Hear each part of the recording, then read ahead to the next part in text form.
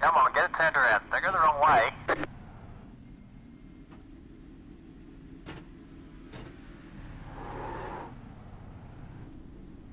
Come on, get it turned around. They go the wrong way.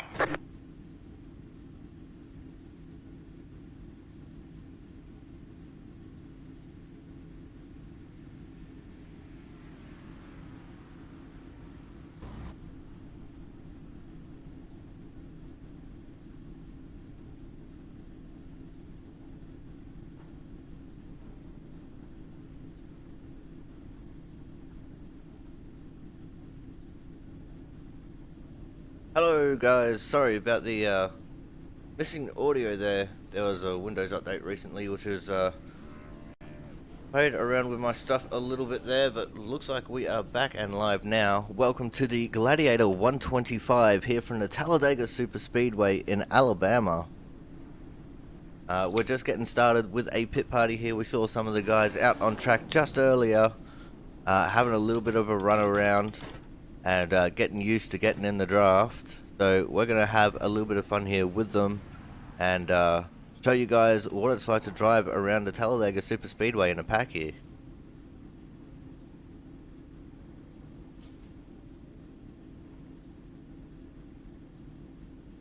Just waiting for everyone to get organized to get onto the track.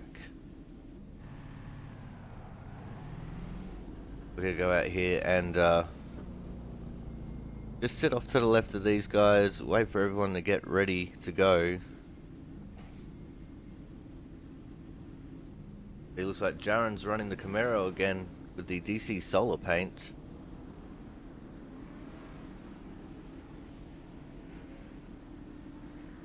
See some of the cars coming out of the pit lane there. Looks like this is going to be all we're going to get here for the moment.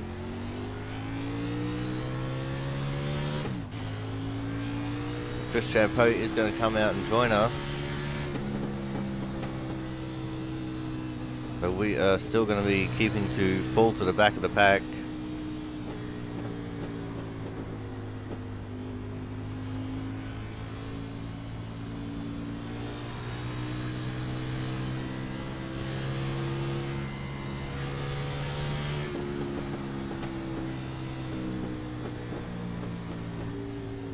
Car outside. Clear outside. We've also got another new name here in the league for this race in the form of TJ Crampton, the 74 car.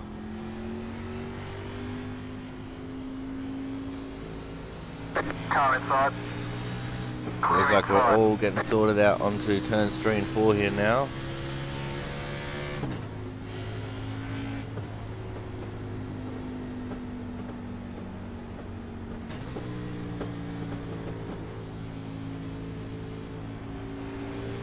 Car inside.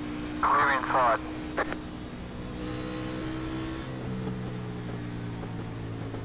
Alright, let's unmute the radio so we can hear for when the green flag is called.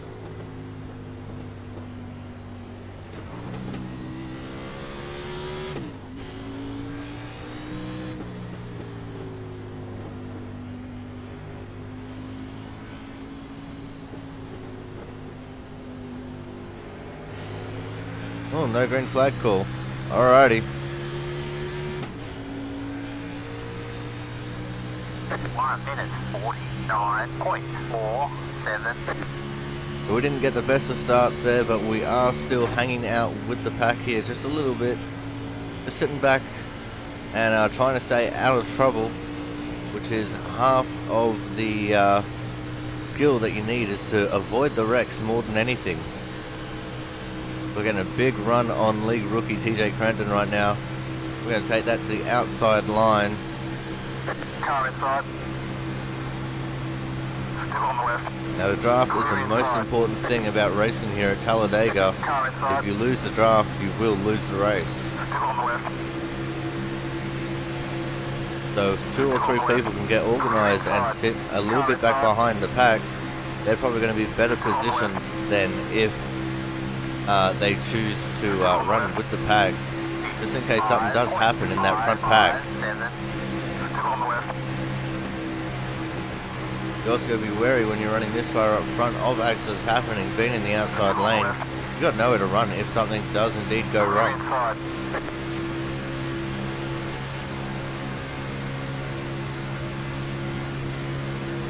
We see Mark Pentecup up here on the outside. We're going to go and join up with him.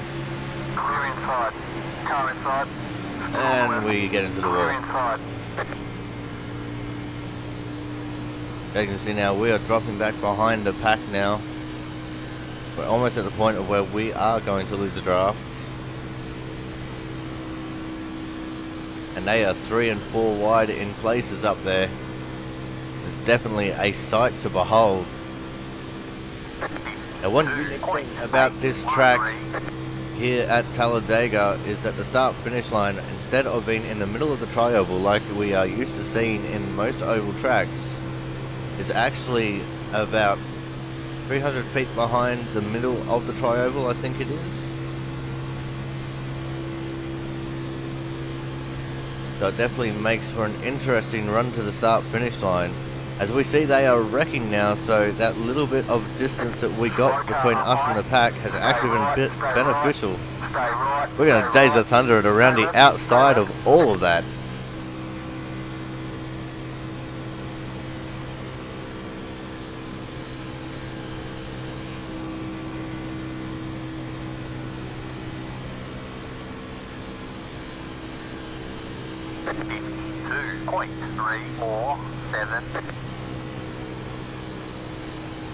And just like that, the field whittled down to about 4.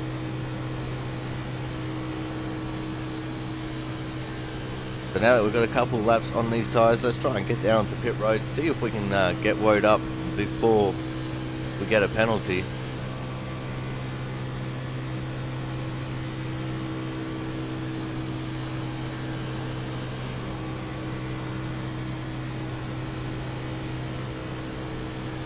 There's not a hard pit lane to get into, but if you're trying to maximize your speed on entry, it can be very difficult. And we just about nailed that there. Alright, now it's time for us to jump out of the car and have a look at the goings on around the track. Probably see a few pit parties going on. And just some general drafting practice going on as well. People swapping between being the lead car and the pushing car. You see here on screen we've got Corey Williamson, Chris Champeau and TJ Crampton.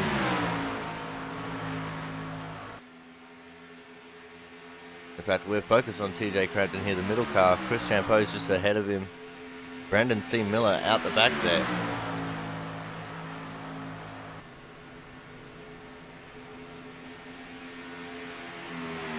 But while we've got this little bit of an opportunity, let's go and have a look at the crash that happened there in the pit party.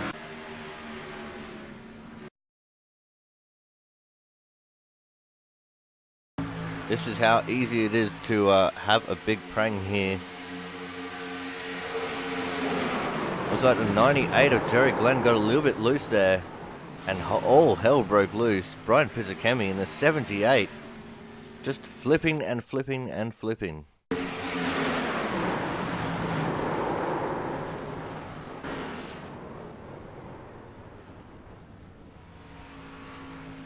He'd definitely be a very dizzy person, as we also see an upside down car going by him as well.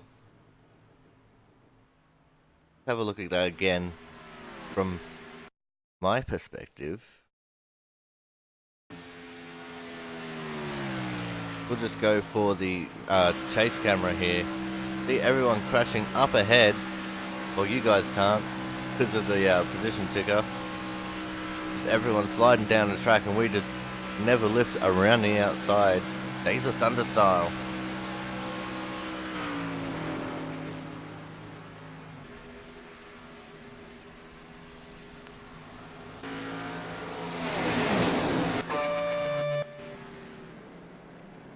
As we try and make sure we don't press the wrong button there.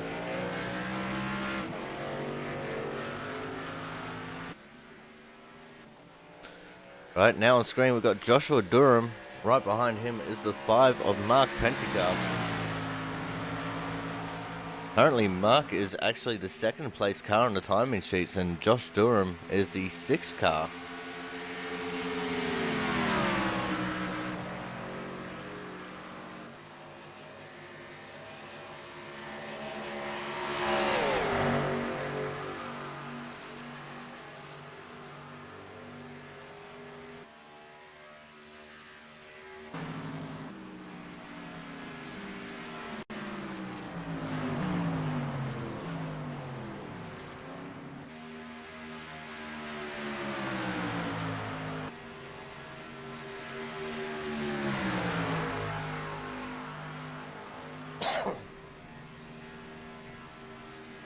We're having a look at Josh and Frank now. Josh going to the high side to allow Frank to get underneath him.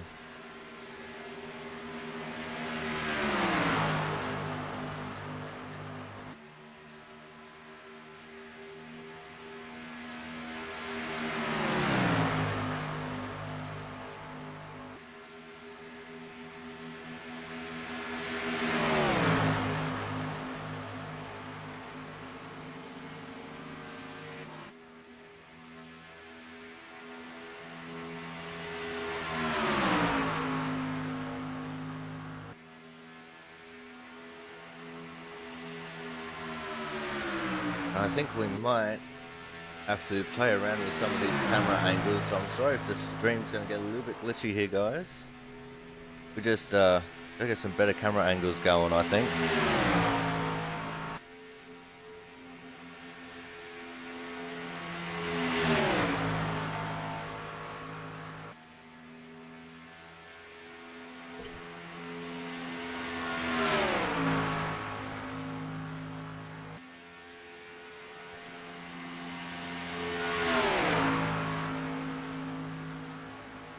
So we're doing a little bit of editing on the fly with the camera angles.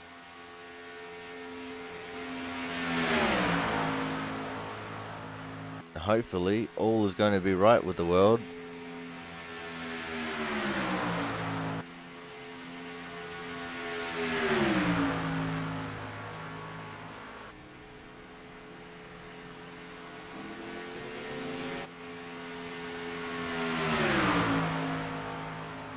We've seen our Brandon Miller and Brian Harris here having a little bit of drafting practice as well.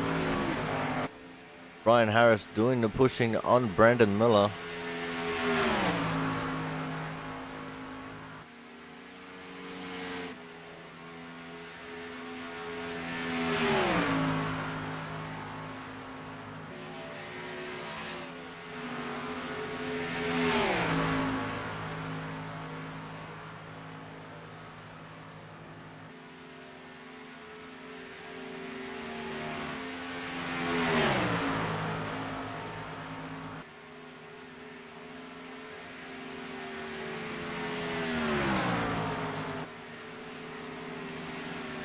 Brian Harris coming to the pits now.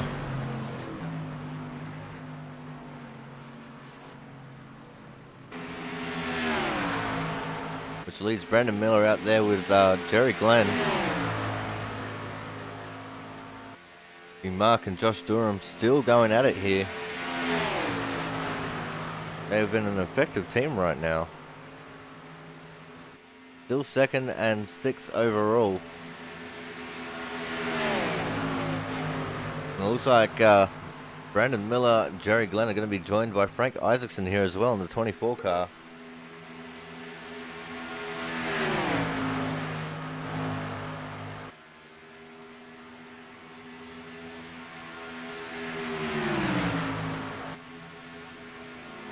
And I am somewhat happy with the camera angles now, so we'll lock them in and hope that that's what the doctor ordered, and now the stream should start clearing up as well.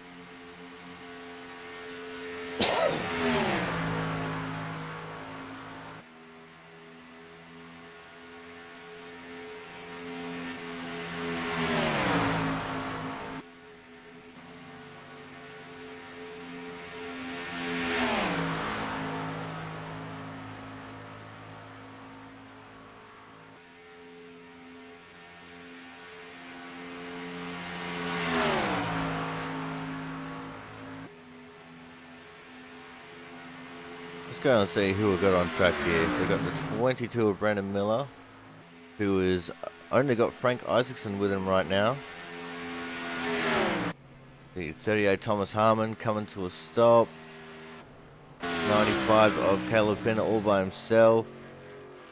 2 of Chris Champeau coming into the wall there.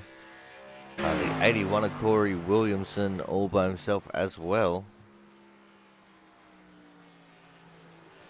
Looks like they might be getting ready to do another pit party here.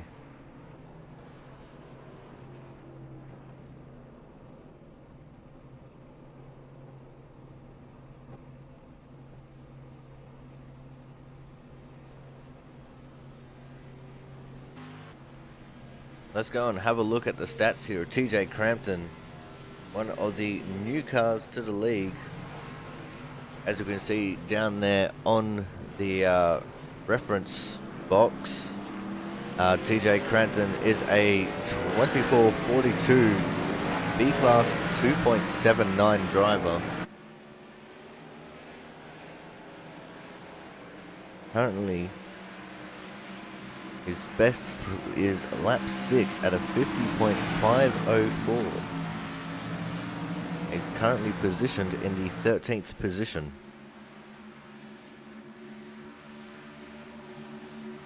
Now, I've raced against TJ in a lot of the official races, and he's not a bad steerer of the car, and get himself into a bit of a messy situation every now and then, but usually bounces back fairly strong.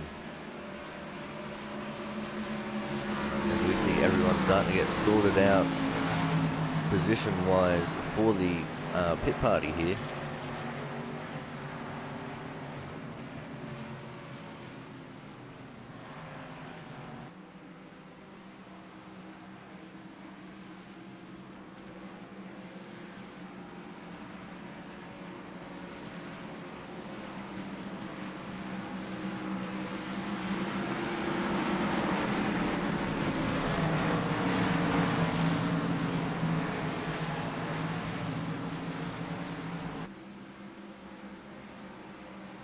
Then coming out of turn 4, Jaren's going to slip to the back. Got Brian Pizzicami and Thomas Harmon going to the back as well.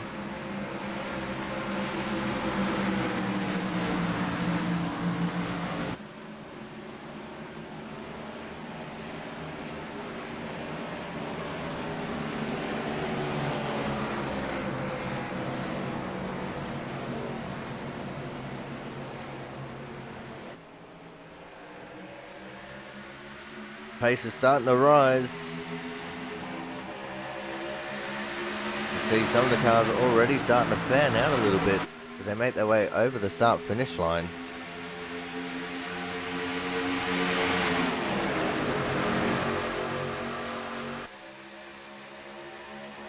Thomas Harmon attacking that outside line. He started on the inside there. 3 wide on the outside of Frank. And I think that was Chris Champeau on his inside, maybe. That was the 95 of Caleb Finn. 3 lines of drivers, all of them pushing the absolute limits of the cars. Still coming up to speed though. His cars are not too terribly quick at coming up to speed. So the quick lap is generally on a second or a third lap here.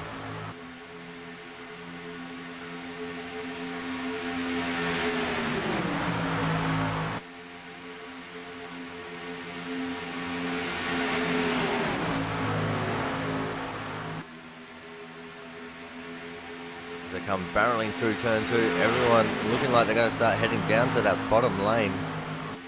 Trying to find some space in the pack.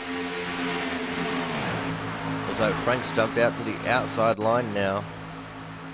Trying to make something work. We've got 4 cars in the outside line, 6 on the bottom. Make that 7 on the bottom as Brian Harris jumps down there as well.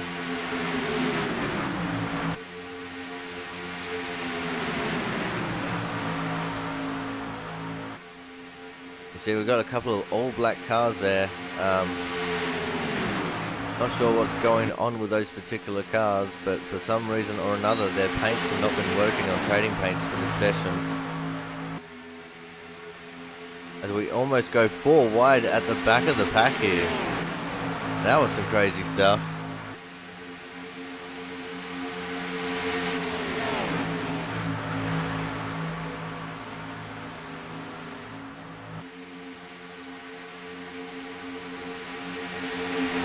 Definitely going to make it hard to distinguish Brian Harris from Corey Williamson.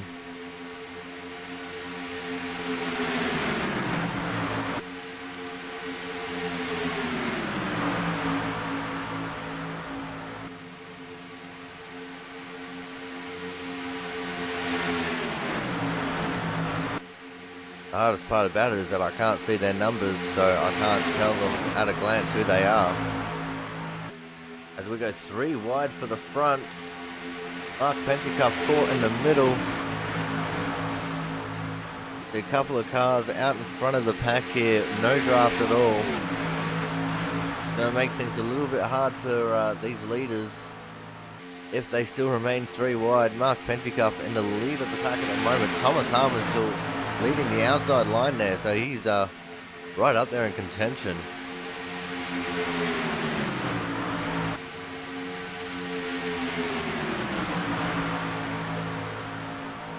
Jerry Glenn going all the way to the very outside to allow the pack to pass safely. They all went 2 by 2 when they got to him.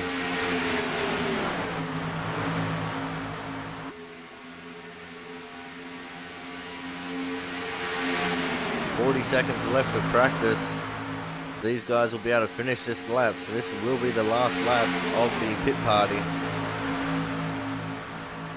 If anyone's going to make a desperate move here.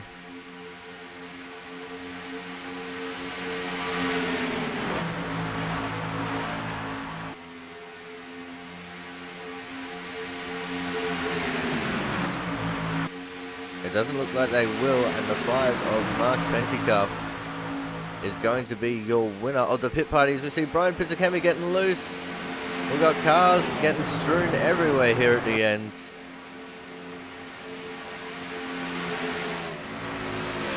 Alrighty guys, so that is actually the end of practice now. So we're going to take a short break while these cars are out doing qualifying, and when we come back, we'll be sorting these guys out on the grid.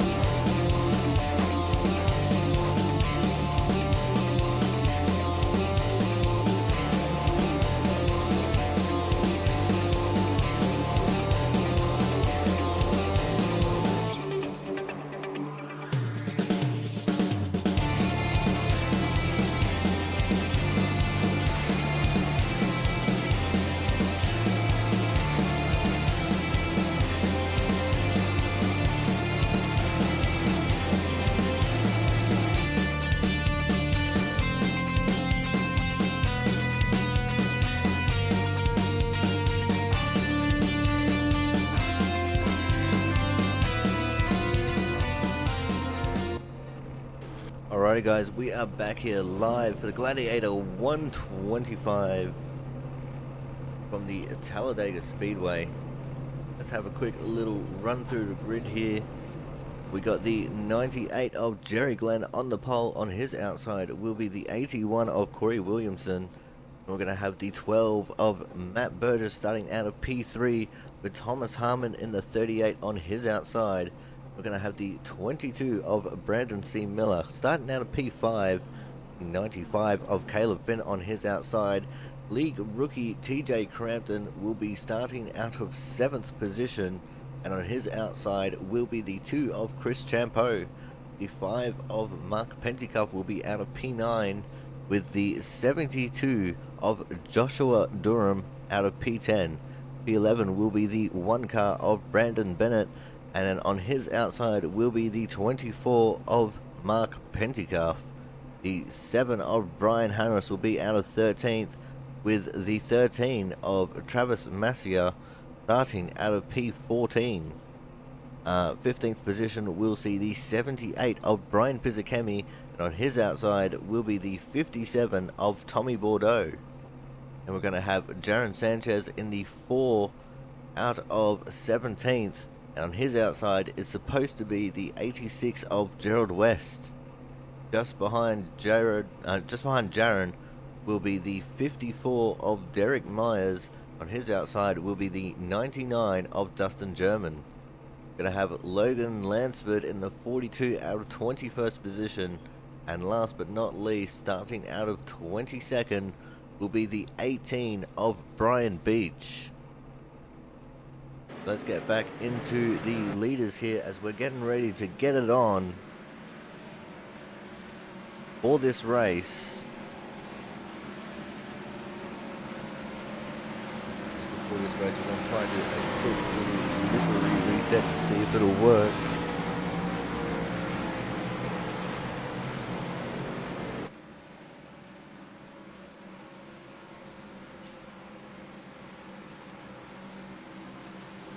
Ryan Harris assures me that he has got a paint set on his car, but I'm going to see if it will work.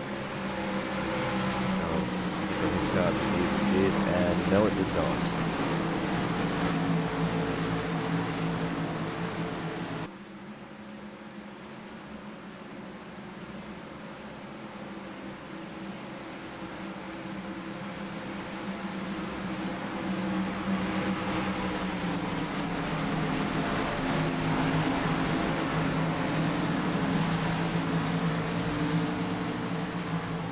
Adrenaline is starting to pump.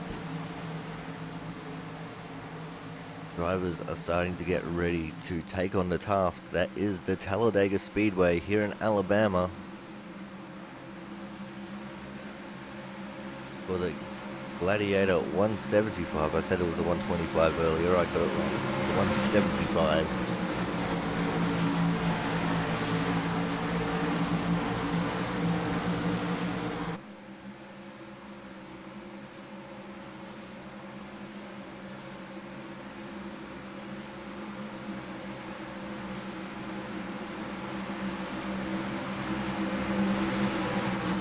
Pace car pulls in to the pit lane.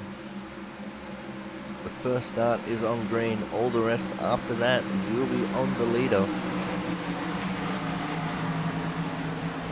You'll see some of the paint's still starting to refresh. I restarted trading paints just in case.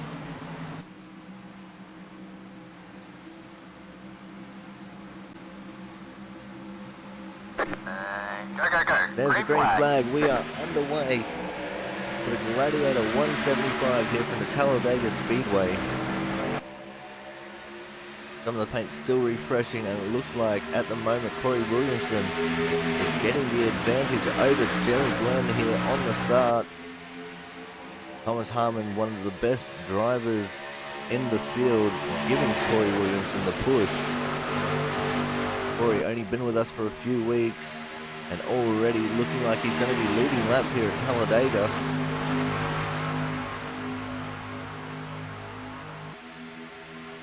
Top 15 are all eligible for the Hard Charger Award, being within 1.5 seconds of the pole time.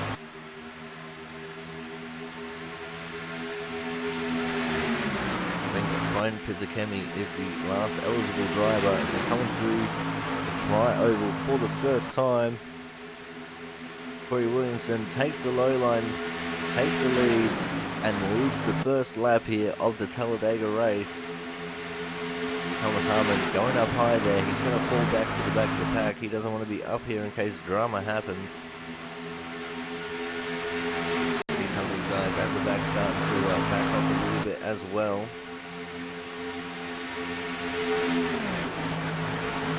Corey Williamson still in the lead of the race at the moment. The 12 of Matt Burgess now going to the extreme outside to drop back as well. But this is going to leave Corey Williamson largely unchallenged at the moment. Jerry Glenn not be wanting to try and make a move at this stage. You probably just want to be pushing. But one thing that you do have to worry about with being a pusher is the water temp. The water temperature can rise pretty damn quickly here. So hopefully that's not going to be too big of a problem for these drivers.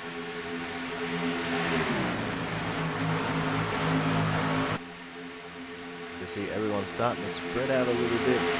People get blinded by the car in front of them, not knowing where the line is on the inside of the track.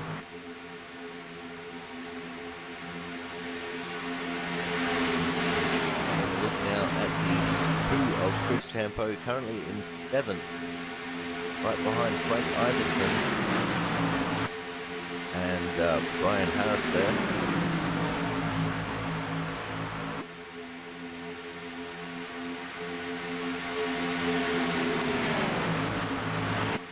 These guys are in the middle of the pack right now, and they are effectively in the danger zone. Doesn't look too dangerous right now because everyone is single file, but one small mistake by anyone, and it could be something as simple as getting onto the apron in the corner very slightly, and it could spell disaster for most of the pack. Gonna go back up to the leaders now. For a second it looked like Corey Williamson had slipped up high and allowed Jerry Glenn to get on his inside, but Jerry not taking the advantage. Sitting right there on his bumper at the moment. He's looking like he wants to go to the high side, but he might just be getting a little gulp of air there, because he has been pushing ever since Corey got the lead, and now Corey ran up high just very slightly. Jerry Glenn almost getting underneath him, but that's allowed the 22 of Brandon Miller to take the high side. He's going to have help from Mark Pentecoff.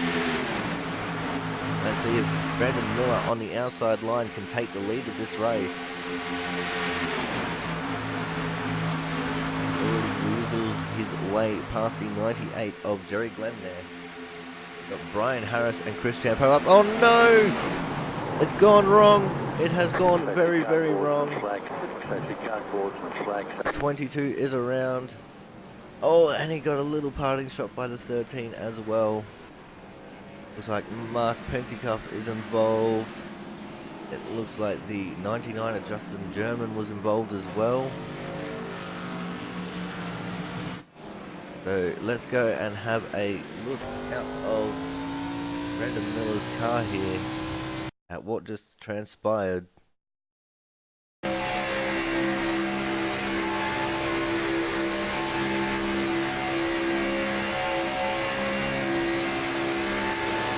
Mark Pentecoff right on his tail, gives him a bump going into the corner, and this is a view that will make you dizzy. Go back and have another look at that again here. Yeah, Mark just gives him the slightest of taps into the corner, and all hell has broken loose. It looked like the 24, Frank Isaacson also involved, the 1 of Brandon Bennett, 7 of Brian Harris.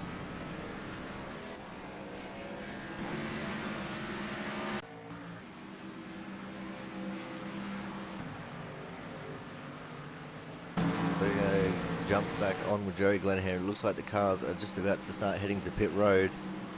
So once they make it off pit road, we're going to start looking at bringing some people in for interviews.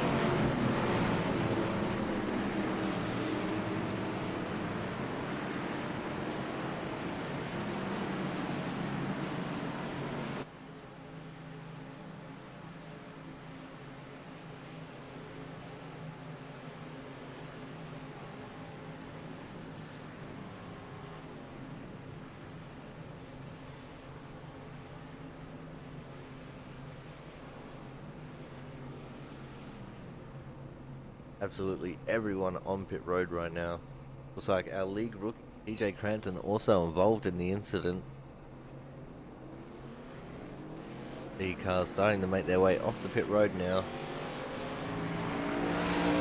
Taylor Finn, great pit stop, 13.9 seconds, 1 full second faster than everyone else so far who went for a pit stop.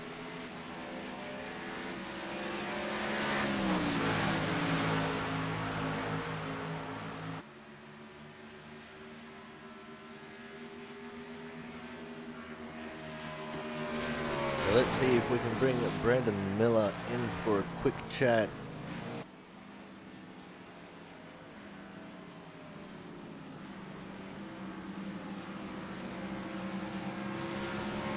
Hey Brandon, Corey up in the booth, do you have a copy? Yeah, Corey, what's going on?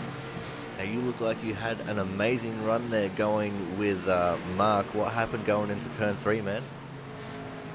I couldn't tell you. I thought we were doing all right. Mark was hugged up real tight, and we were passing Corey for the lead there. And then next thing I know, I'm looking at the. It looked like you might have received a little bit of a tap going into turn 3. Do you think that would have unsettled the car enough to send you around? It's possible, man. If you got somebody behind you giving you a push, and then somebody pushes that guy, there's no telling how the cars are going to handle. So I'm willing to bet that's what happened. Alrighty, Brandon. Well, while we got you up here in the booth, anyone you'd like to thank tonight? Not particularly. Alrighty, no worries. We'll throw you back in the deep end, and good luck for the rest of the race. Hopefully, get back out there and get some racing done. Right on. Thanks, Corey. Alright, guys. So that was the 22 of Brandon Creepy Van Miller. Coming up next, we're going to have a quick little chat to Mark to see what he has to say about it. Just drop him in the waiting room first so he can be prepared for it. Hey Mark, Corey up in the booth, do you have a copy? Yes, sir.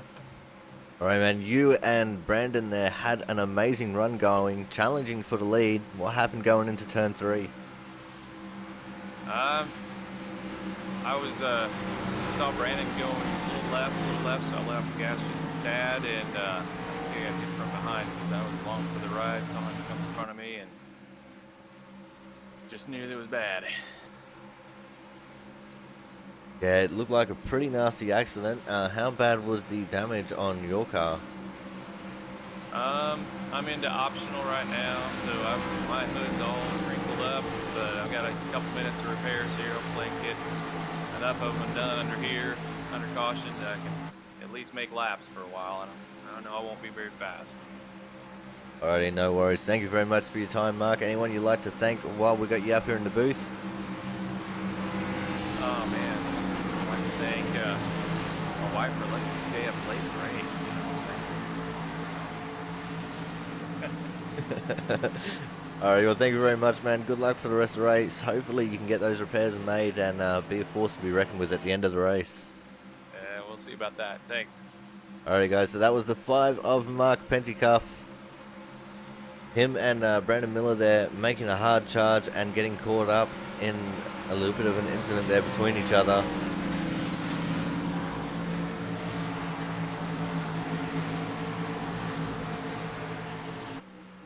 So at the moment, having a look at the standings, we're going to have Jerry Glenn restarting for first.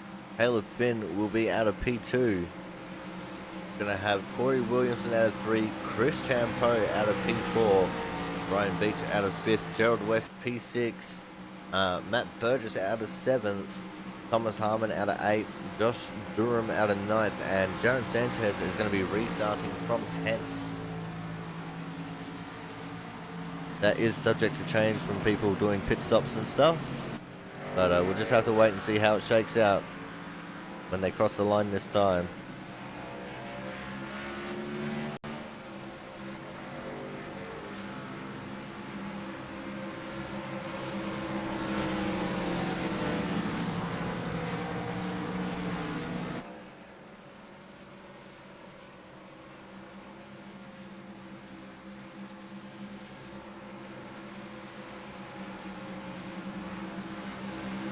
Looks like we are on 1 to green right now, so we're not going to go and get any more interviews. There was a couple people that I wanted to talk to.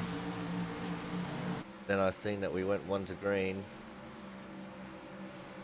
Doesn't look like the top 10 has changed at all here. We've got some people making some late pit stops in Travis Massier, Brian Pizzakemi, Logan Lansford, and Tommy Bordeaux.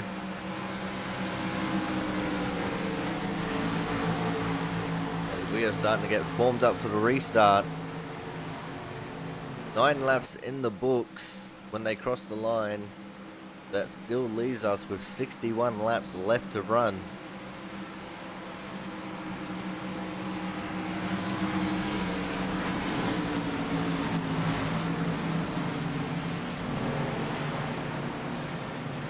As everyone is jockeying full position to get into where they should be. One car down there on the apron. Not sure what's going on there.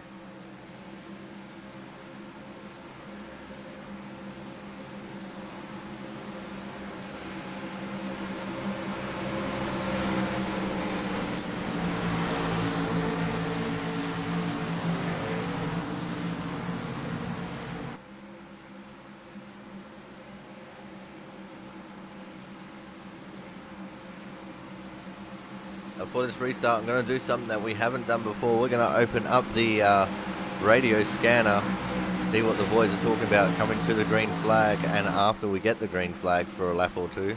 Get up here. So let's see what the boys are talking about.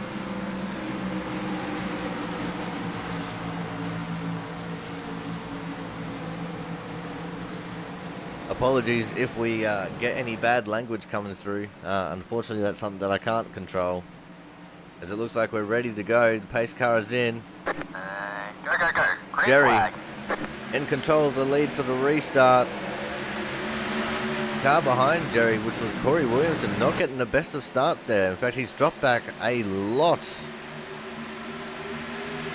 And it looks like the advantage is actually going to go to Caleb Finn on the outside line, who has the car of Chris Champeau with him to give him the push here down the back straight. Dustin German trying to make his way to the back of Jerry there. Doesn't look like he's going to have the legs to do it at the moment. Caleb Finn takes the lead of the race. We got cars all over the place towards the back of the pack.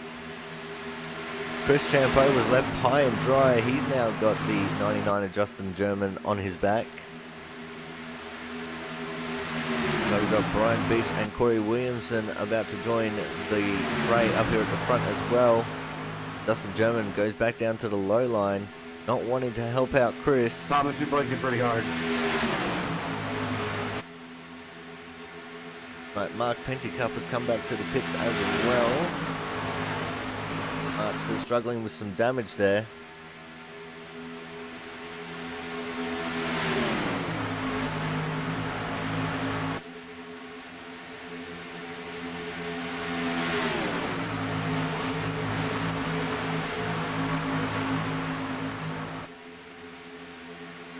We are going to go and focus on crashes here for a little bit, just to see what's going on around the pack a little bit. Since these front cars have gone line to stern, you see a battle pack going on there in the back. Got the 13 of Travis Massier, the 78 of Brian Pizzakemi, the 42 of Logan Lansford, and the 57 of Tommy Bordeaux. All tucked up behind the 38 of Thomas Harmon. These guys playing the long game, expecting there to be another caution and fairly soon. Just sitting back behind the pack a little bit here, which has closed up a lot. These guys will be looking at another crash coming out so they can take the advantage of not being involved. As we're going back to this front pack now, which has gone from being 5 cars to being about 10.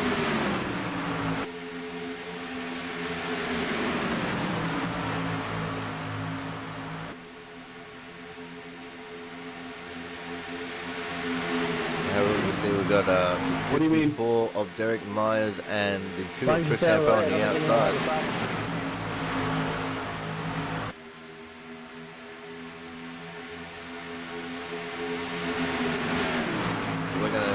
off communications with the drivers now. So it's back to just hearing me talking for endless amounts of time. Chris Champeau and the 54 Derek Myers looking pretty strong here on the outside at the moment.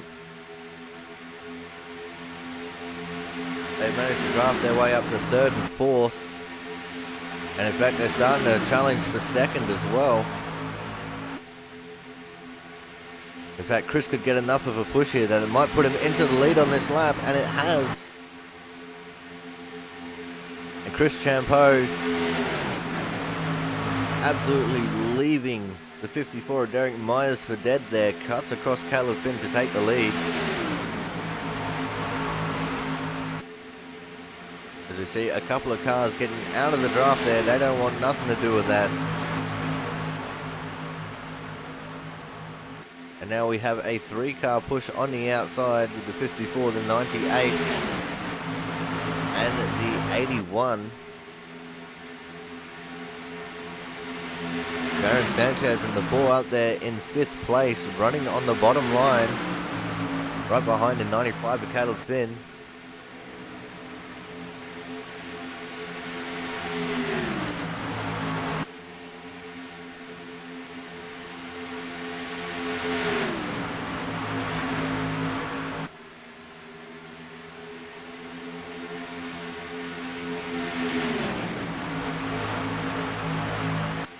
These guys holding it as close as they can to each other, as we see the lap car on the inside there. Not quite sure who that was. I think that might have been the 74 of TJ Crampton. League rookie coming into this race.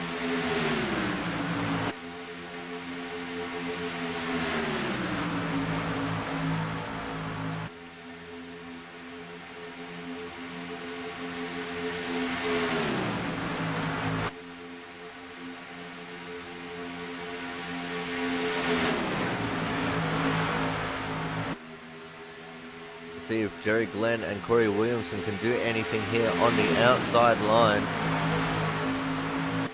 Currently sitting at about the 4th and 6th positions.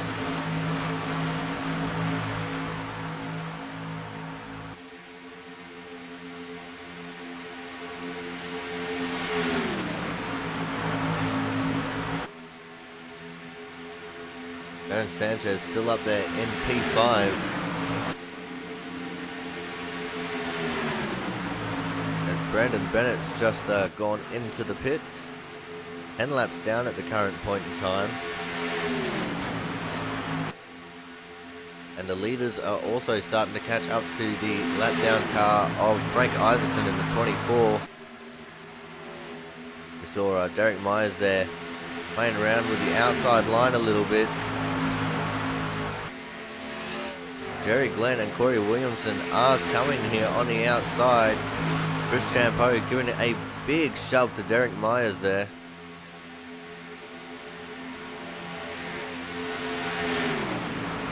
And that's just kept them ahead of Jerry at this point in time. Jerry has slipped back to the 4th position. The Frank staying high and out of the way of the leading group's battle.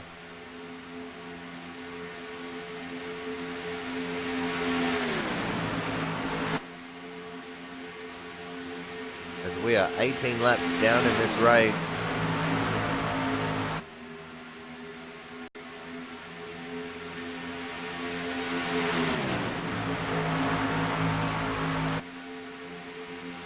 When they get to the line, they're going to have 52 laps to go.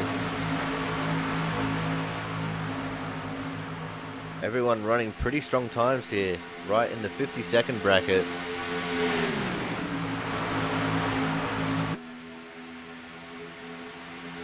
It looks like Jerry Glenn has been hung out to dry as well as Corey Williamson heads to the inside line, right where he found a gap, just in front of the 12 of Matt Burgess.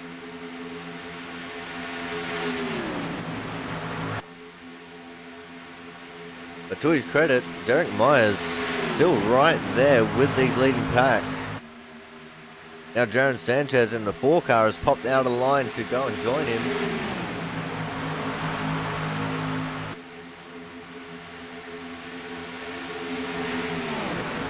Can the combination of Jaron and Derek get the lead here?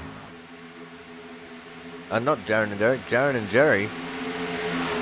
And it looks like they can, and quite convincingly, as they had the 13 of Travis Master out there with him, but he's now been left out to dry. Jared and Jerry, it's the JJ show.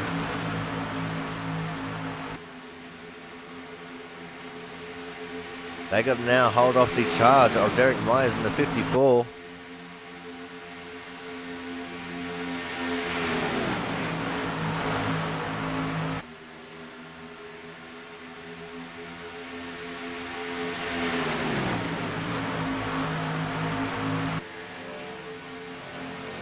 It looks like someone on the inside line there, pulling down to the apron very briefly just to get a little bit of air. Oh, and we got some trouble. I saw Gerald West involved in that. I'm not sure who else it was. I'm not sure who got into Gerald there. I think it might have been Corey Williamson. Currently in the pits. See if we can go back and have a quick look at it here.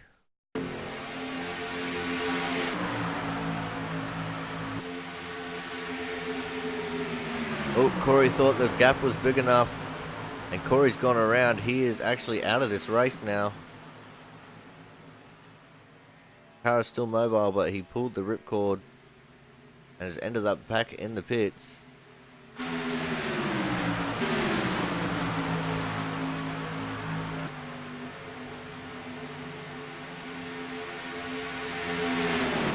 go back to the leading pack right now. It's still the JJ show out front, Jerry and Jaron. As it looks like Derek is struggling to hold himself in this dimensional plane. It looks like there's a couple of drivers out there struggling to keep it within this dimensional plane. I think one of them was Thomas Harmon. Let's reopen the radio channels and see what we can hear from these guys.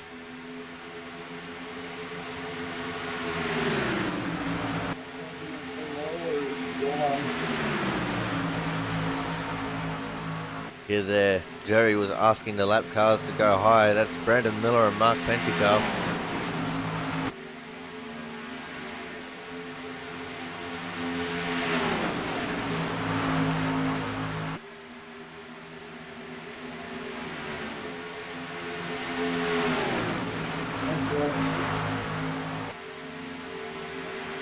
Looks like they might also have the 7 of Brian Harris there with them. Oh, Brandon Miller stayed low. The other two have gone high. Leader's going to have to take the middle lane to get around them all. Brandon now going down onto the apron to get out of the way of everyone.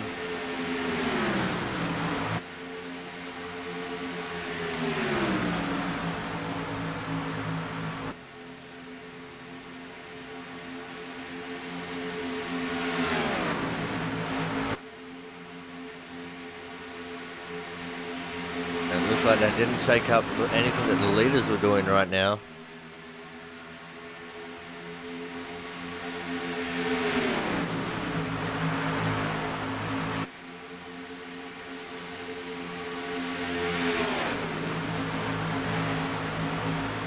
Still a fairly straightforward single line race right now.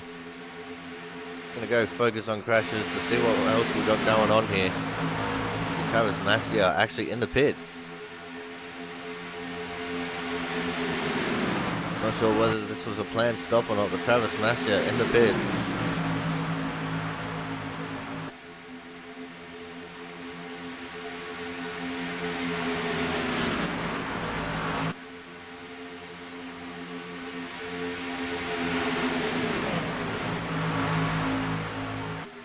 As we're deep in the pack here, following the 72 of Joshua Durham.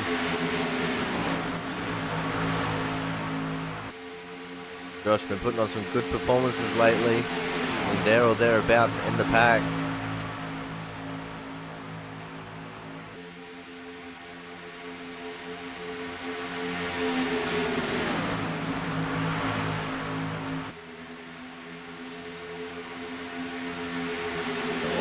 Looks like Josh is currently the... No, he's not. I was going to say he's currently the contender for hard charger, but that is actually the 2 of Chris Champeau. Started in the 8th position, currently in P4.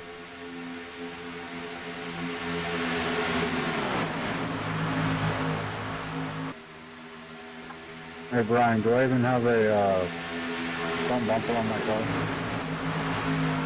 Let's go and see if we can answer that for Brandon. He does have a front bumper on his car, we can confirm. But it is very bent up, just like a smashed crab.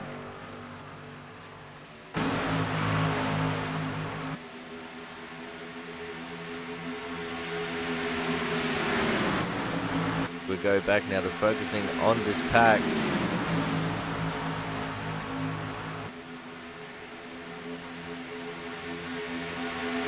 Which is about 14 cars deep, this pack. This is all your lead lap cars.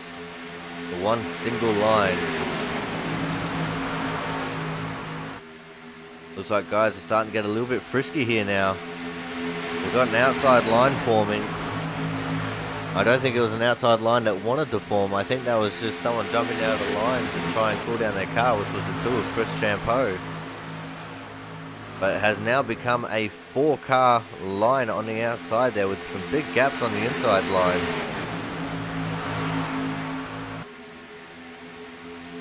Now it's a 5-car, 6-car pack. Back down to 4. The 99 of Dustin German, who thought for a second about going to that high line, thought better of it, went back down low.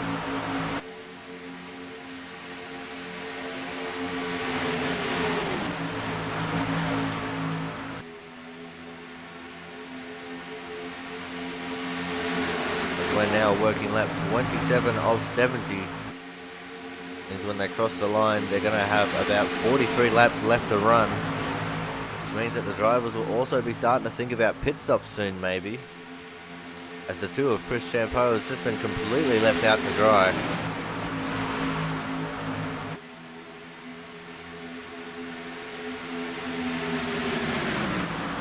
We're going to close down the radio scanner again. Just keep focused on the race.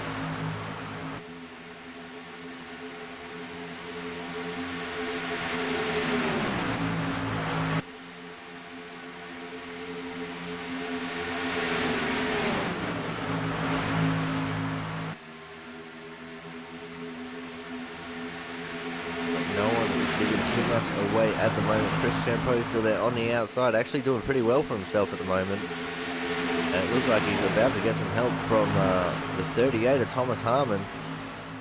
A couple other guys have joined in on this outside line as well.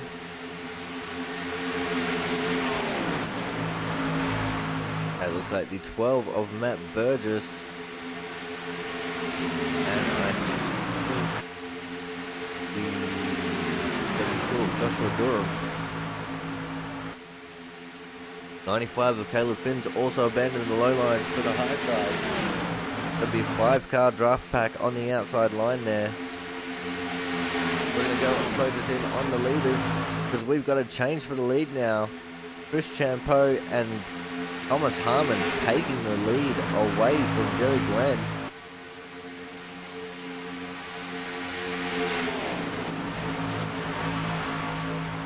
Now let's see if they can hold on to it as we still got more cars coming there on the outside.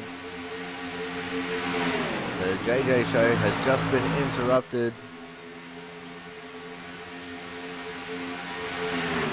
They are still sitting there in 3rd and 4th.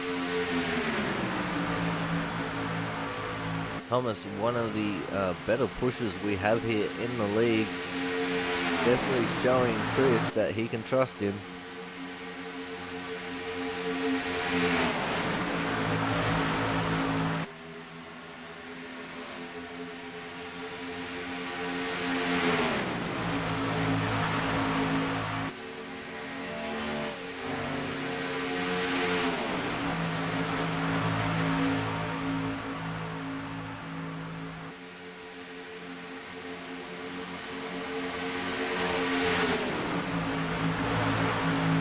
95 of Mark Penchikoff sitting up on the high line there. And here comes Caleb Finn in the 95 with help from the 12 of Matt Burgess.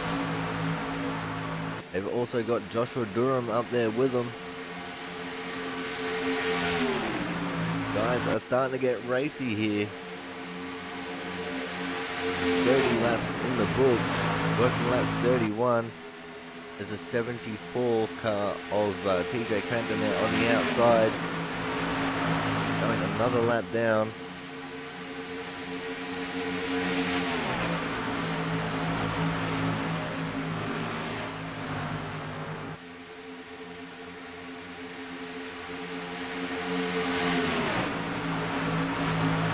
Let's have a look at this from out the back of Caleb Finn's car here. We'll go to what's called the gearbox cam.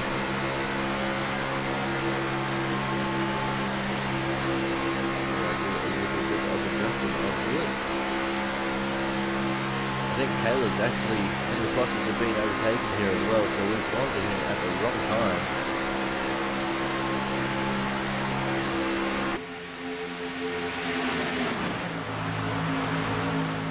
And he has in fact been overtaken, but the 12 of Matt Burgess in the lead right now.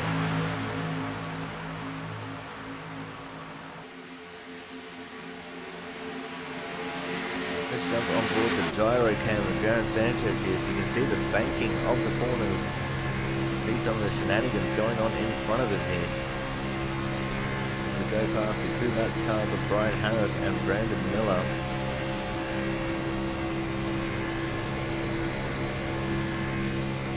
These guys are pushing the absolute limits right now of what the engines can take temperature wise.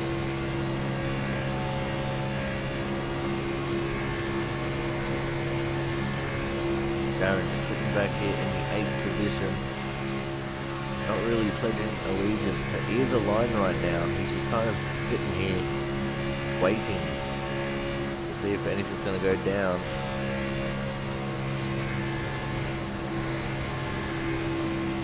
Before Derek Myers thinking for a second there about going to the outside line and thinking better of it.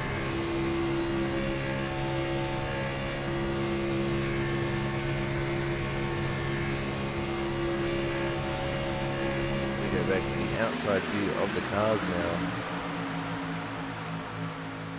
Going for a much wider shot so we can see everything going on.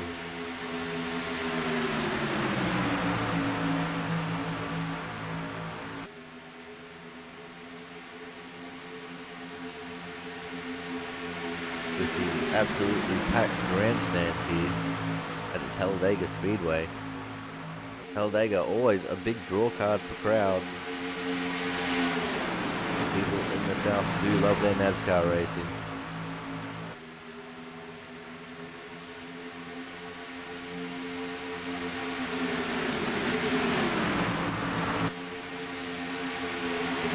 As we see a 3-wide situation here. It was very brief. It was the 2 of Chris Champeau, the 95 of Caleb Finn, and the 54 of Derek Myers there. Briefly 3 wide. That we actually missed a pass for the lead. The 38 of Thomas Harmon has made his way to the front with Jerry Glenn.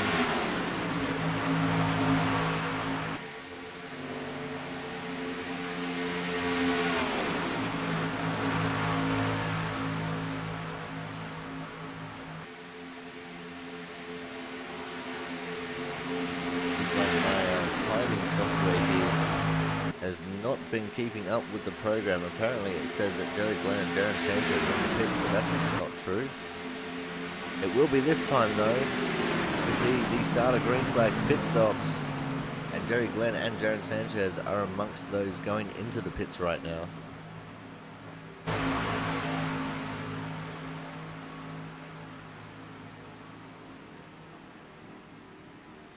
Unless I am behind what's going on, and which I am. I'm not sure how that happened.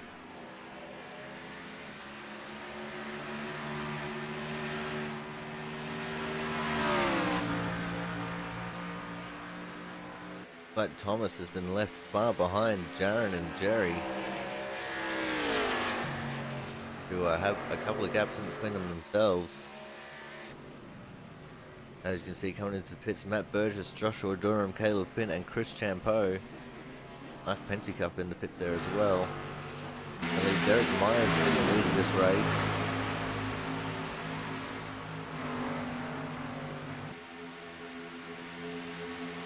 In fact, that hasn't. That's like Gerald West in the lead of this race. Dustin German on his bumper as well. Gerald continuing on. Almost everyone else actually coming into the pits here. Here the cars heading in. That's not going to be too very good for Gerald West and even Tommy Bordeaux. I think stayed out with him. As soon as I can pick the right number. Yep, Tommy Bordeaux has stayed out on the track. And he is catching Gerald West here pretty quickly. These guys will have to make a stop this lap if they want to try and hold on to the lead that they do in fact have right now.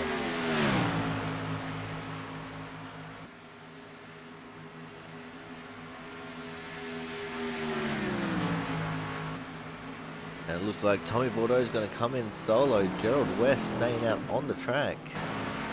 I don't think that's a really smart decision there by Gerald. We'll have to wait and see how it plays out. He's always been a bit of a strategist.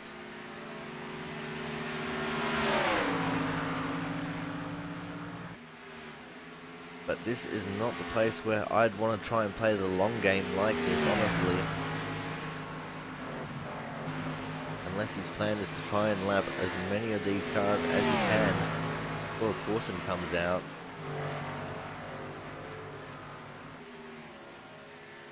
He was probably hoping for a little bit of draft off of some of these lap cars, but a lot of the lap cars that are there are all damaged cars from the previous incidents. And it looks like Gerald's coming into the pits this time though.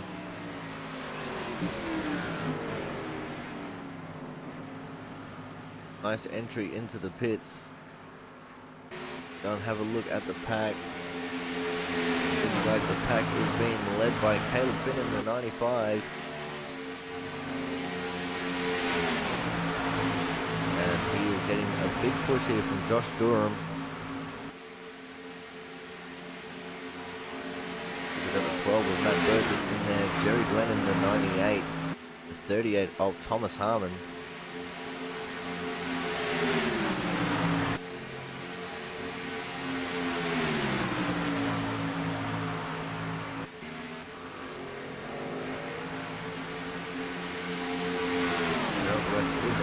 Pits, but as you can see, he's still getting up to speed, which is going to put him down in the pack here a little bit. As we're going to go and focus on crashes now to see where iRacing will focus us.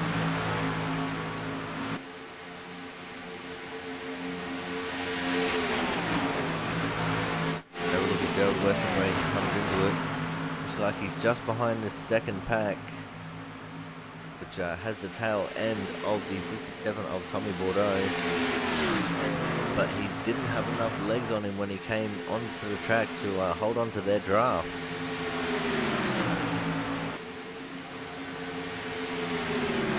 And now he's stuck back with some of the lap down cars there. Causing some damage, so aren't going to be terribly quick. Jaron Sanchez just quickly going up to the high line just to test to see whether anyone was going to go up there with him. Thinks better of it, comes back into line as we see the 22 of Brandon Miller going another lap down.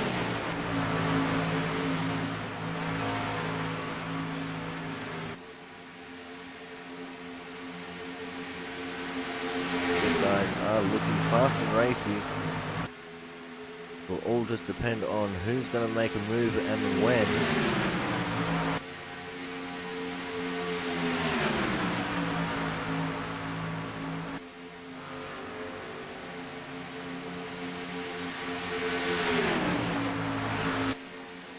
Got Caleb Finn, Josh Durham, Matt Burgess, Jerry Glenn, Thomas Harmon, Derek Myers, and Jaron Sanchez in this leading pack.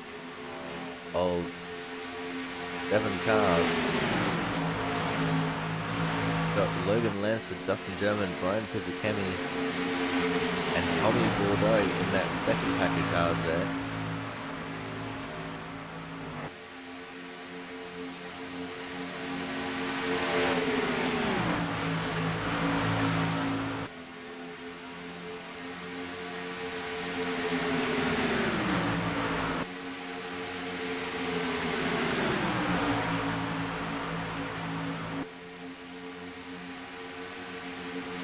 Darren, unlucky in getting anyone to go into the high side with him, and this front pack's actually being caught by the second pack, being led by Logan Lansford.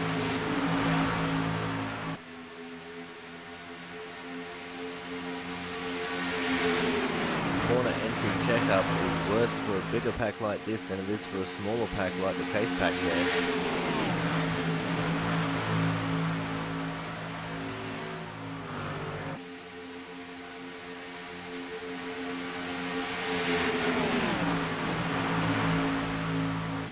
But Jerry Glenn moving to the outside very slightly there just to get a little bit of air. Derek Myers toying with the idea of going to the outside. He knows that Jaron Sanchez in the 4 would go outside with him. As the second pack is now caught up, making this an 11 car pack again.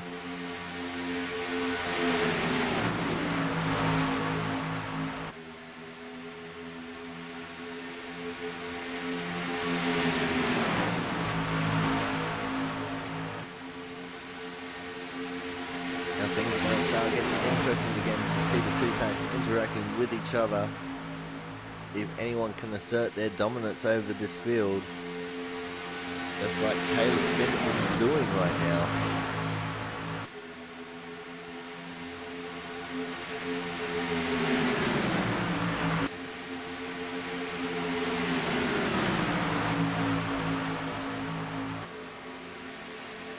It looks like Jerry Glenn going to the outside to see if he can make something work by himself.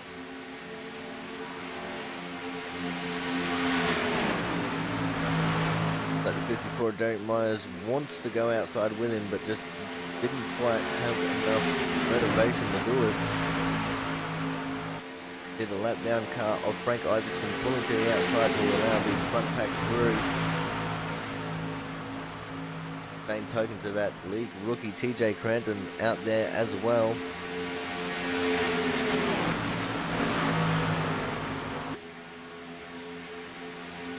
Jerry Glenn now starting to get shuffled down the pack.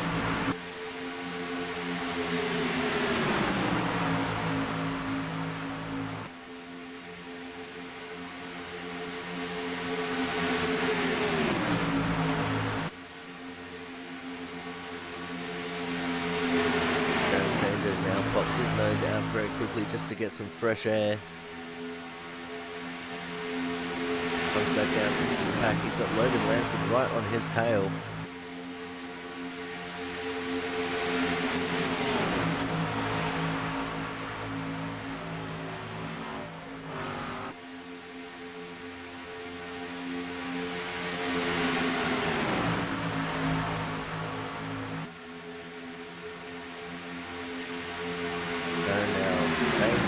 Looks like he wants to drop back a little bit. Worried that that little bit of damage that he has on his nose might slow him up a bit.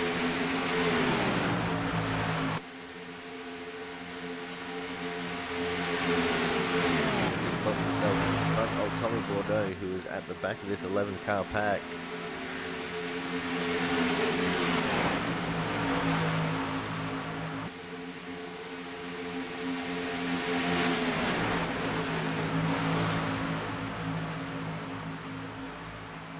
Is a 74.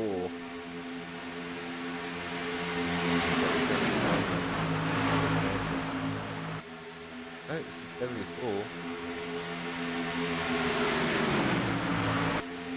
It's so hard to read my timing lines in here. I can barely tell if the 74 is 74. I thought it was 71 for a second.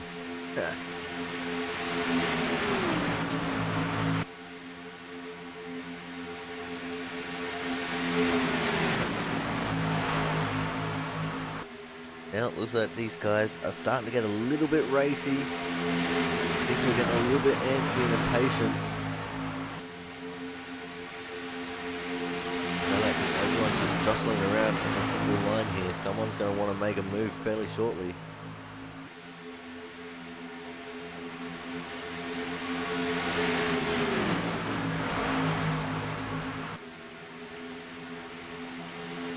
Open up the radio waves again and see if we can hear what these drivers are talking about. Here, I'm too damaged, man. The other Brian. Which one? We got like 3. Oh, there's too many Bryans in this race. That's what I was thinking, but I'm here, man. I've been trying to get back. I'm the only, we're down to about 10 seconds ahead of them. We gotta go. There's like Chris Champeau and Brian Beach there talking a little bit of strategy, trying to stay in front of these leaders.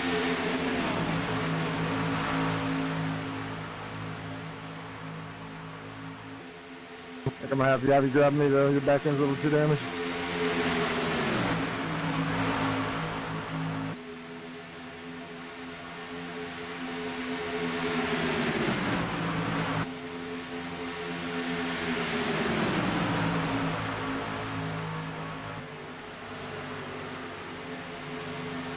Very hard to try and keep these cars in a straight line like this. All the disturbance from the air of the car in front of them, making these cars all jostle all around the inside line. You want to get people who want to get a little gulp of air into their engine and cool it down very slightly. Makes this very hard to pass and very hard to stay straight.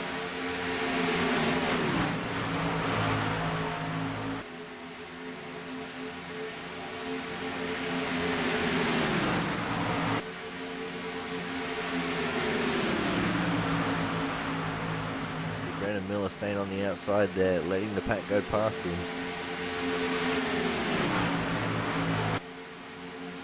Like we also got the 7 of Brian Harris staying up high as well.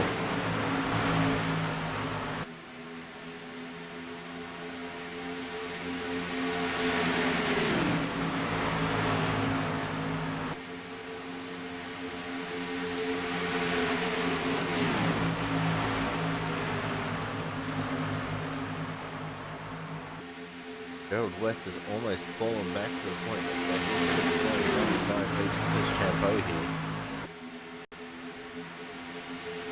Does that, those 3 could possibly stay on the lead lap. But we are 51 laps down in this race, 19 to go when we get to the line.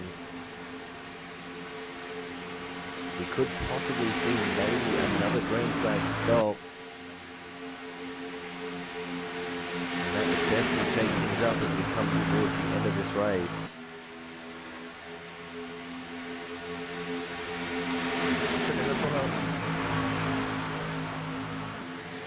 Alright, never mind, we're going by. You can rub it back. Brian Beach and Chris Champeau have definitely caught up to Gerald West now.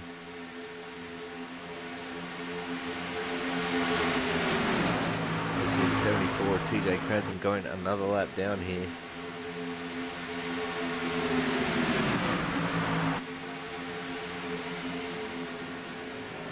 And just as I called it, we're starting to get some pit stops already. That was Dustin German heading into the pit lane.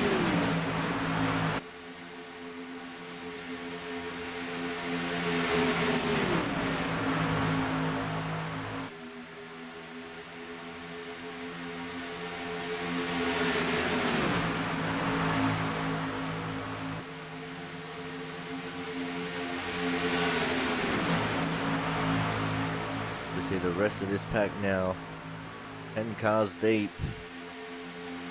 Anyone else going to make a dive for the pit lane, or are they going to try and save the fuel to last the rest of the race? That is going to be the ultimate question. Doesn't look like anyone wants to come into the pits this time. Dustin German is going to go a lap down. But 13 cars on the lead lap now.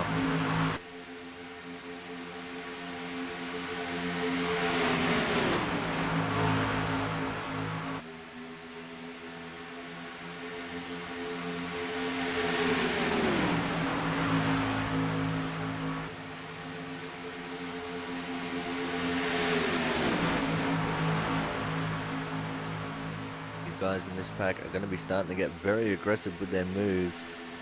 Going for holes that might not necessarily be holes.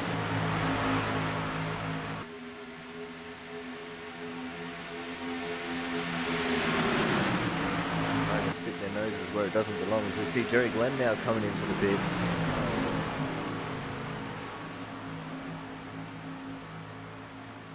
That's 2 takers for late pit stops here. Maybe in just for a splash and dash, not necessarily getting tires. It looks like Dustin German's been in the pits for a long time. 2 laps down here. Dustin German might be out of the race. Didn't you put in much time? It sounds like we've got Josh Durham going to head into the pits. That was him that we just heard Ready. over the radio. Thomas Harmon as well.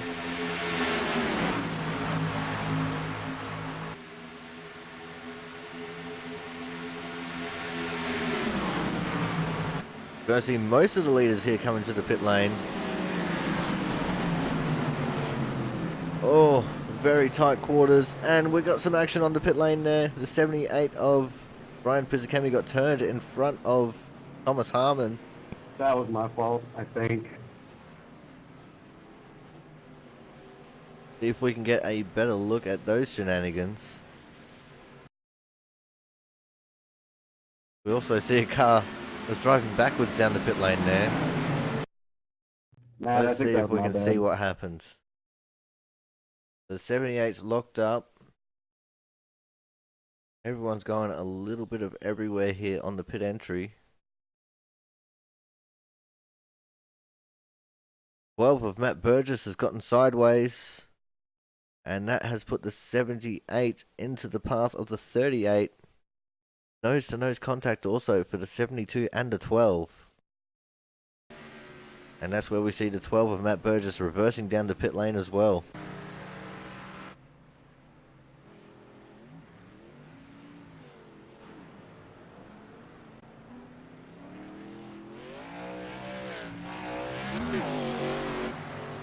So this is definitely given us an interesting development in this race.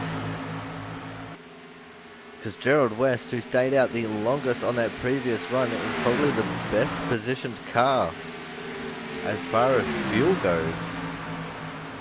It looks like a lot of cars only taking 2 tires. Damn, Tommy, I think we both won them.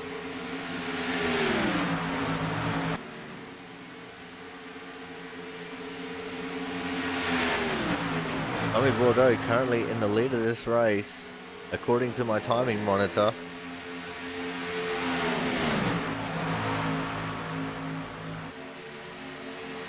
We just have to wait to see how things shake out.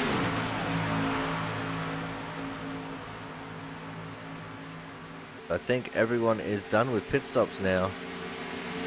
Except for Dustin German, who's still in the pit lane. Hi, Jerry.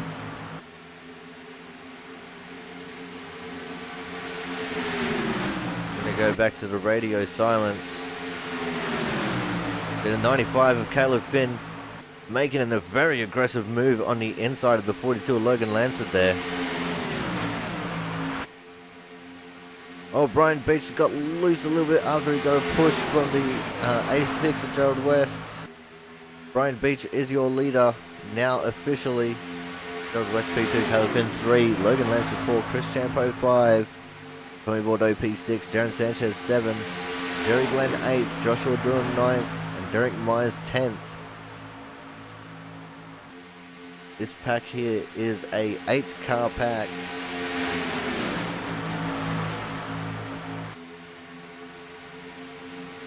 Ryan Pizzicami, the big loser there, and Matt Burgess. Burgess 42 seconds off the lead of this race. Actually going to be in threat of going a lap down here in a couple of laps. We cross the line, we've got 12 laps to go left in this race.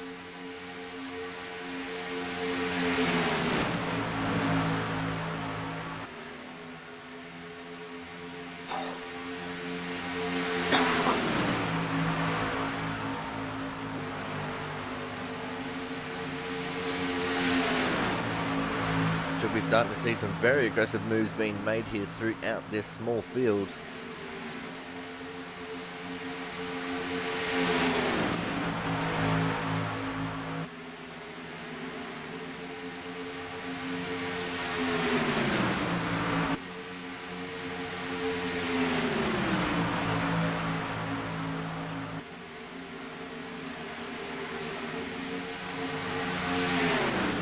Go now as they cross the line.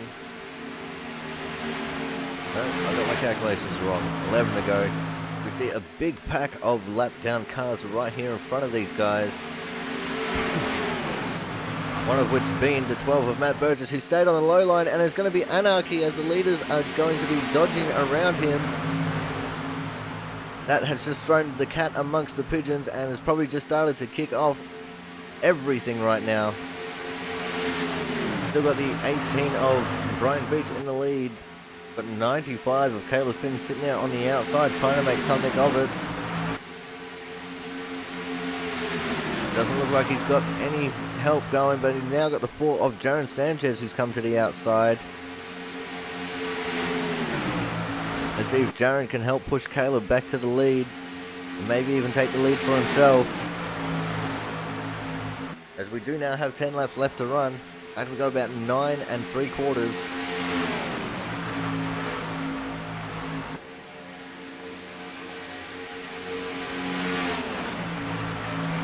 These guys are starting to turn up the heat.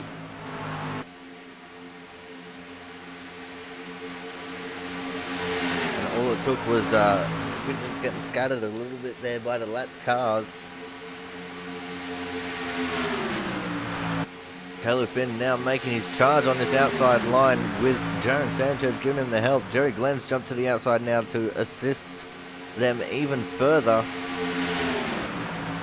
We could have 2 lines of 4 here as we come into turns 1 and 2.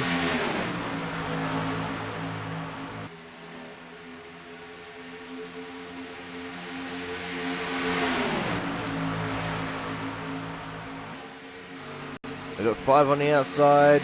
Now we've got 4 and 4. Caleb Finn is in the lead. And he's hung Jaron Sanchez out to dry.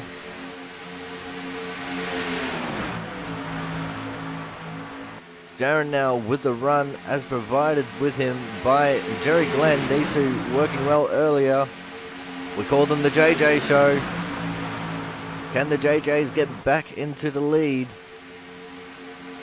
And if they can, will they be able to hold on to it for the last 8 laps of this race?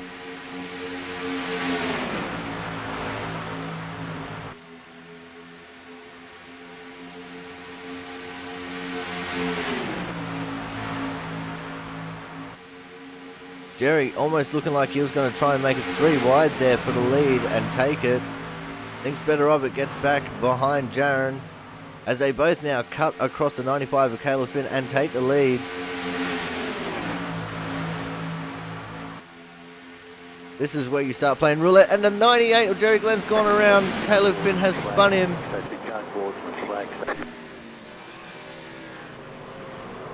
Some excellent backwards driving there by Jerry, but he has gone into the pit lane, which is going to hurt him quite a bit here. And that late race caution has pretty much just guaranteed that we're going to have a green-white checkered finish. Right as Jaron Sanchez took the lead of this race.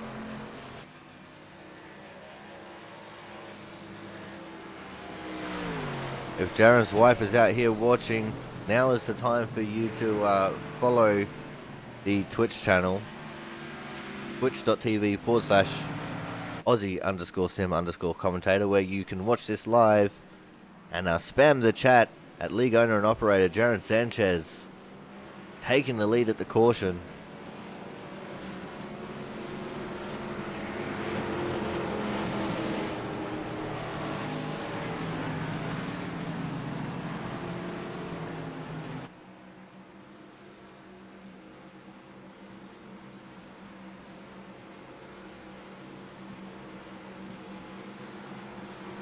That was all instigated by the 95 pushing the pusher.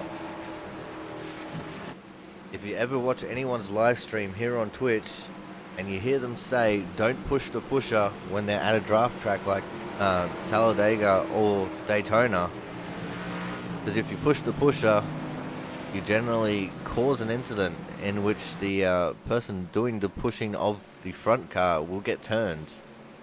Either that or you'll cause a massive pile up.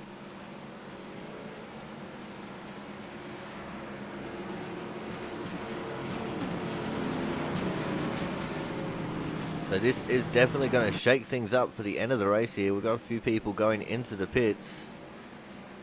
Speaking of pits, we're going to go to a quick commercial break while these guys are under caution. When we come back, we'll be hopefully getting ready to go back to green.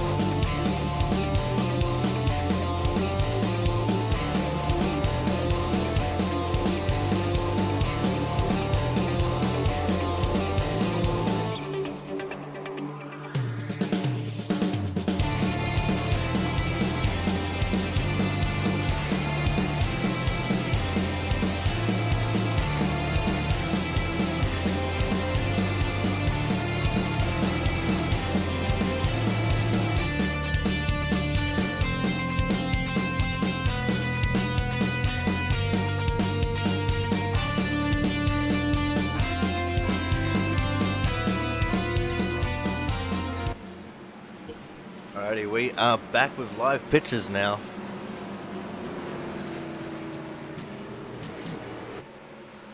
As it looks like we've only just gone through one pace lap. Very, very long pace laps here at Talladega. We're somewhere in the 2-minute range. See the lap cars going into the pits now. Like Mark Pentecoff was the recipient. Actually, no, it wasn't Mark. It would have been Matt Burgess being the recipient of the Lucky Dog Award, going around the field to gain his lap back.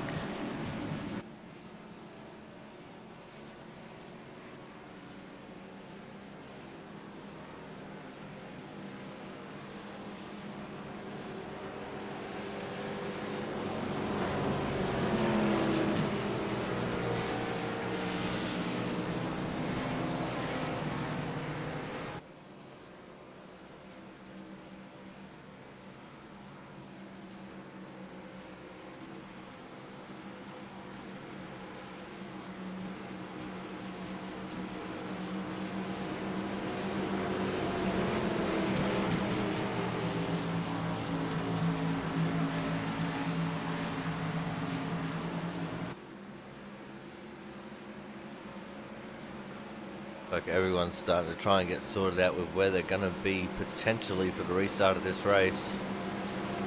Turn on the driver radios again. Let's see what we can hear while they're here under caution.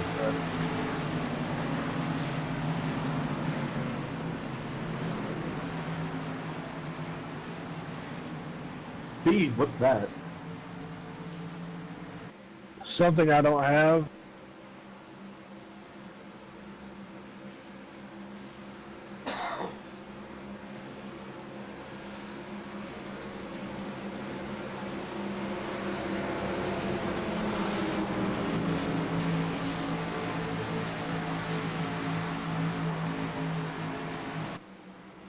Not a very talkative bunch today. Most of these guys are actually in the Discord channel chatting away, but we don't want to go into there because and we definitely will hear some swearing in a form or another.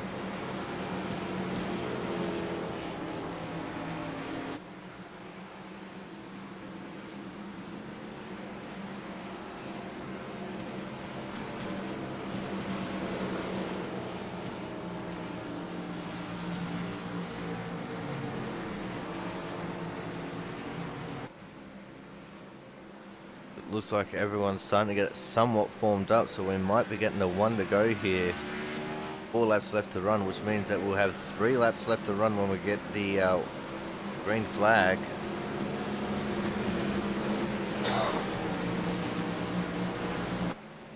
That is indeed what's going on here. So we're going to get 2 green laps and then the white lap. Then we'll have the checkered flag unless something happens within those 2 green flag laps.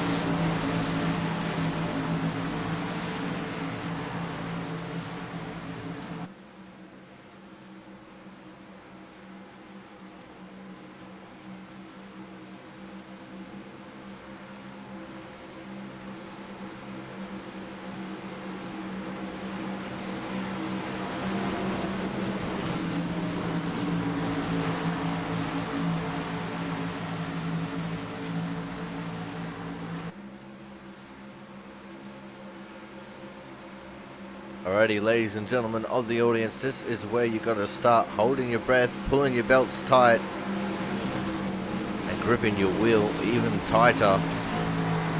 Make sure you have that itchy accelerator foot ready, because this is where everything comes down to. These final 3 laps are going to mean absolutely everything.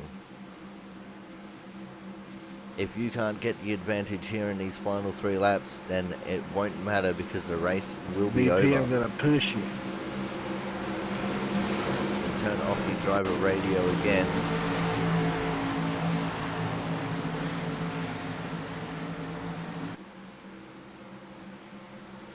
Darren Sanchez, Logan Lansford, Caleb Finn, Tommy Bordeaux, Thomas Harmon, Derek Myers, Brian Beach, Joshua Durham, Gerald West, Brian Pizzicami, Jerry Glenn, Chris Champeau, and Matt Burgess are your top 13 and your lead lap cars contending for the win.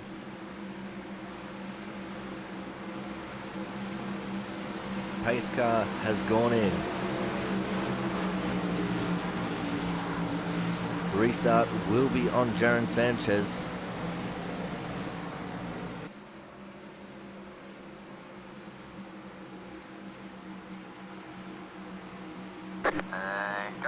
And we are underway here for the final 3 laps of the Gladiator 175. Very even start there from the 4 and the 42. Logan Lansford, a person that we haven't talked too terribly much about, sitting there on that higher line in 2nd place.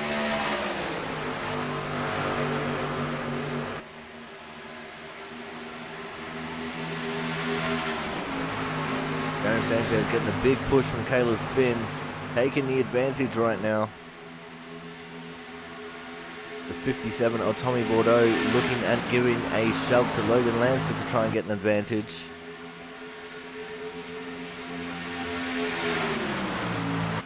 Coming off the corner, it's starting to work. Logan closing in on our leaders.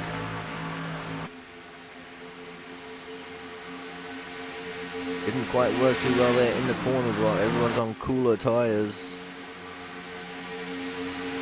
Looks like Caleb Finn and Darren Sanchez getting the advantage now with 2 to go. White flag next time by. Will we get it, or will we get another caution? When the white flag comes out, the only other flag that will come out after that will be the checkered flag. So if we get a crash here on this lap, then we'll get the white flag. No, we won't get the white flag, we'll get the yellow flag and a green-white checker situation.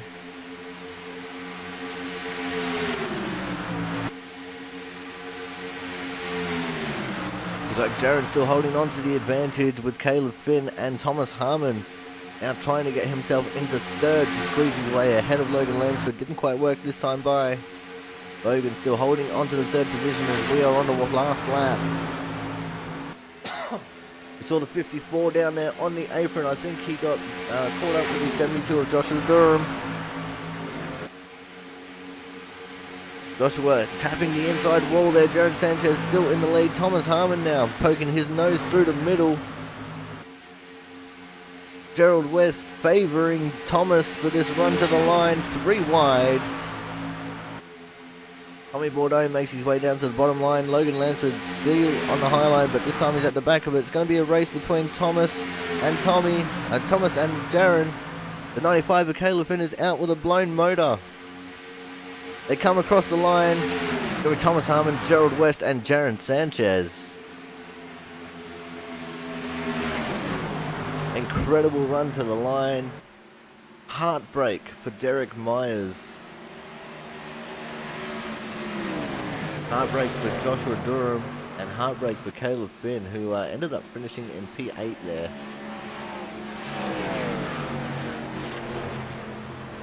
Alright guys, we're going to go to a quick commercial break here. When we come back, we will have driver interviews for that amazing race, so make sure you stick around for that.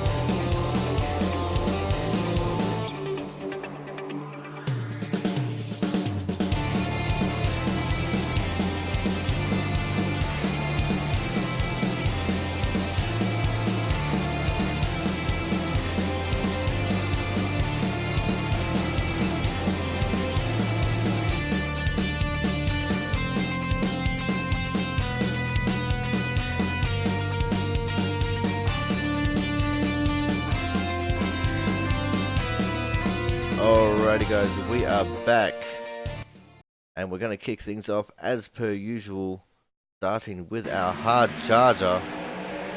And today's hard charger is going to be the 78 of Brian Pizzakemi.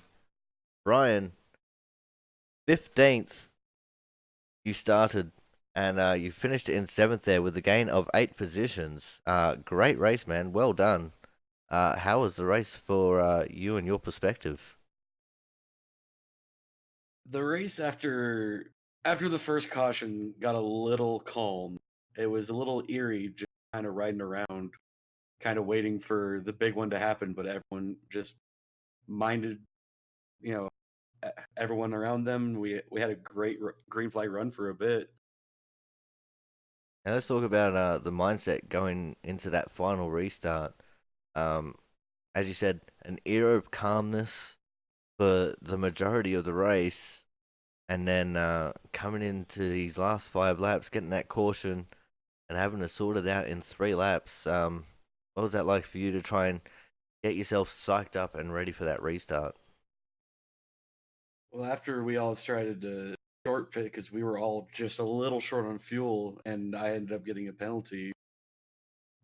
My only mindset was I have to. I can't sit in line if I'm going to get anywhere. I have no choice but to just floor it and hope for the best. Now let's brush really quickly on that final pit stop sequence. The green flag stops there. A little bit of drama on pit road. Uh, what happened in your perspective there? From what I saw, I came in super hot. I will admit that I was pushing it just a little bit. Uh, all I saw was cars to my left, to my right, in front of me, behind me. Next thing I know is like we're trying to get down to speed. Is I got hit from the right. It looked like maybe someone on the outside locked up their tires as they were slowing down. I don't really know too much about that. Well, from what we saw in the replay when we looked at it, um, it looked like the 12 of Matt Burgess might have gotten onto the grass a little bit on your right, and that's what caused that whole kerfuffle. And And that's just racing, though. We were all going for it. the funniest part about all that was watching Matt reverse down the pit lane. It was beautiful. He's definitely a great backwards driver, but not as great as the 98's Jerry Glenn that we saw in that last caution there. That was a high-speed reverse maneuver that he was doing. Yeah, that last caution was very, very beneficial to me. I was a few laps from going a lap down. I feel bad for anyone who got taken out in that. I really didn't get to see what happened.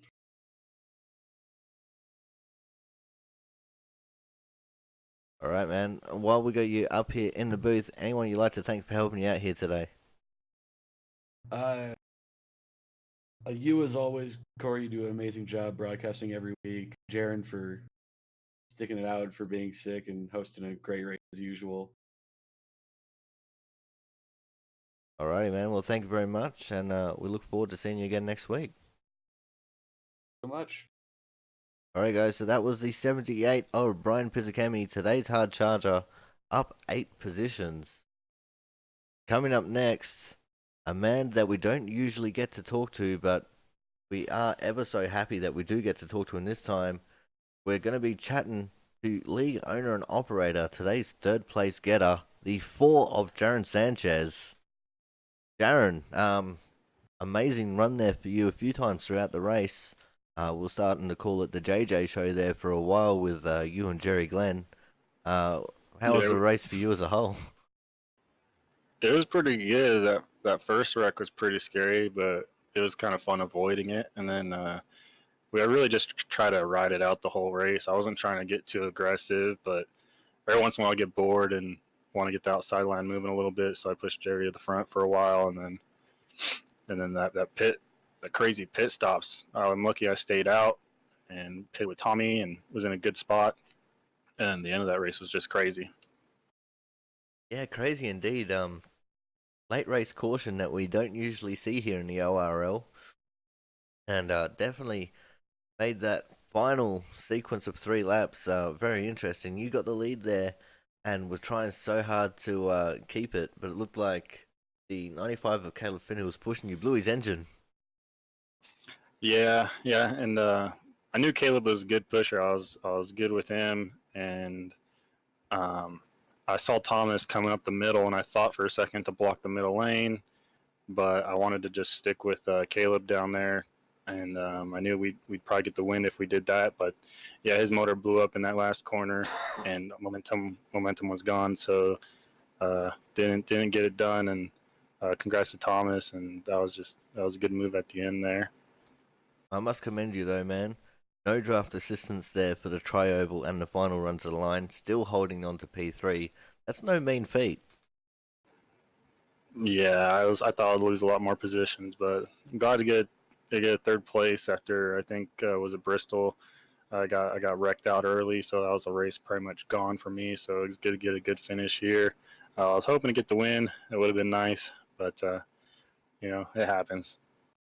All right, man. Well, while we got you up here in the booth, anyone you'd like to thank for helping you out here tonight? Oh, I'd like to thank all the drivers come out every week, make this league what it is. It's a lot of fun running with them. Really, the only race I look forward to every week is running with my friends in Output Racing every week. So it's a lot of fun. I'd like to thank Aussie Sim Commentator for putting this on.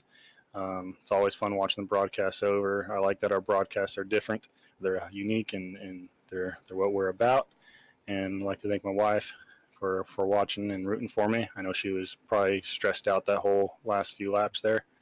And that's pretty much it. Thank you, guys. Alrighty, well, thank you very much, man. Congratulations on P3 again.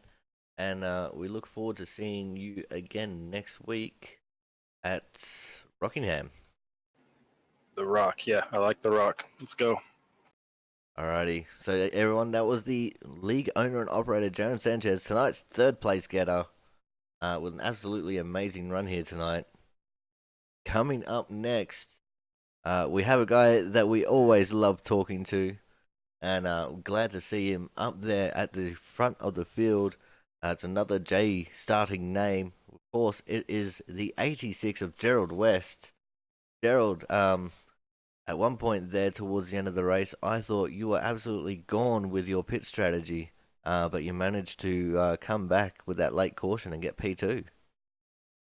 Oh yeah, man. Apparently, my teammates can't save fuel as well as I can because I had that on one stop, man, and everybody else was going to have to pit twice because they went in, I think, 3 laps before I did or something like that. So uh, I was just a second or two too slow coming off pit road, man. They drove out of my life, and yeah, I needed that last caution, man. It gave me a shot at it. I was going to stay out when that caution come out, but started thinking about green white checkers, and I was thinking if this thing gets extended to overtime, I'm not gonna have enough fuel. So I ended up going in a second time by pit road and filling her up, getting some tires, and coming out. I think I restarted ninth on that restart. So in 3 laps, then you went from ninth to second, which is one stout effort, if I do say so myself. What was it like having such a long green flag run, having to reset for that really short 3 laps at the end? Yeah, it's one thing that I don't really look forward to, but tonight I needed it, so it worked out into my favor. But yeah, I was just waiting for somebody to make a move, and it was Thomas, so I went with him, and we ended up getting it done there up through the middle. The 95 picked out there to get picked down towards the yellow line there to get him some air, and when he did that, he left enough room for Thomas to get his nose in there, and off we went, man. I was just gonna push him hard as I could. I knew I wasn't gonna get the win, but I was trying to get a second. So, and I had to thank him for Bristol. Yeah, for sure, man. And it was a great race, by all, in my opinion, and definitely one of the more entertaining super speedway races that we've probably had here on the Aussie Sim commentator channels. Yeah, it was a great race, man. I hope you enjoyed it. A lot of green flag there, so it's kind of uncommon, but we got it done tonight, man. I got lucky there early in the race, 20 on lap 20. I think the 81 it was come down and tried to fill the gap in between, which it didn't work out so good. I almost got in a big one there, but luckily I didn't get any damage. So now we're going to have a big reset coming out of this week, going from the super speedway of Talladega back to a fairly short track of Rockingham. What's your feeling there running at the Rock? Yeah, man, I'm ready. I'm ready to get back. These plate tracks are a crapshoot. You just kind of roll the dice and see what happens. All you can do is put yourself in position, and hopefully you come out with a good finish. So we was lucky to miss the big wrecks tonight and have a shot at pushing somebody to the win, finishing in the top three. So pretty good night if you ask me. Only thing I was asking coming into this race was top five, maybe top 10.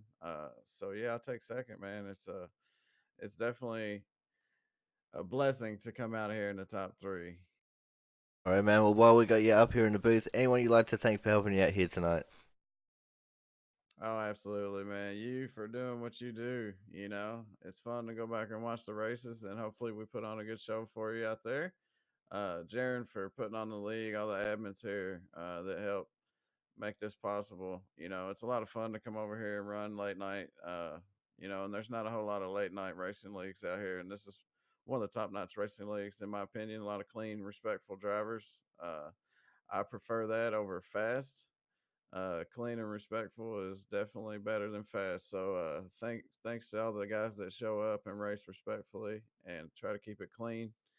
Uh, my teammates, man, over at Smoke Show Racing at SSR, man, I know they didn't really have a chance there at the end, and we was on different strategies and all that good stuff. But you know, we usually try to do what we can week in and week out, either at Output or other leagues. So it's good to have good teammates like we got. And SRTV Network, man, they're on the hood of this thing, so I try to get it done for them, Corey. Well, you definitely did get it done for them today, man. Congratulations again on P2, and we'll see you next week at Rockingham. Thanks, buddy. Good talking to you. All right, guys. So that was 86 of Gerald West, today's second place getter and a regular front runner in the league.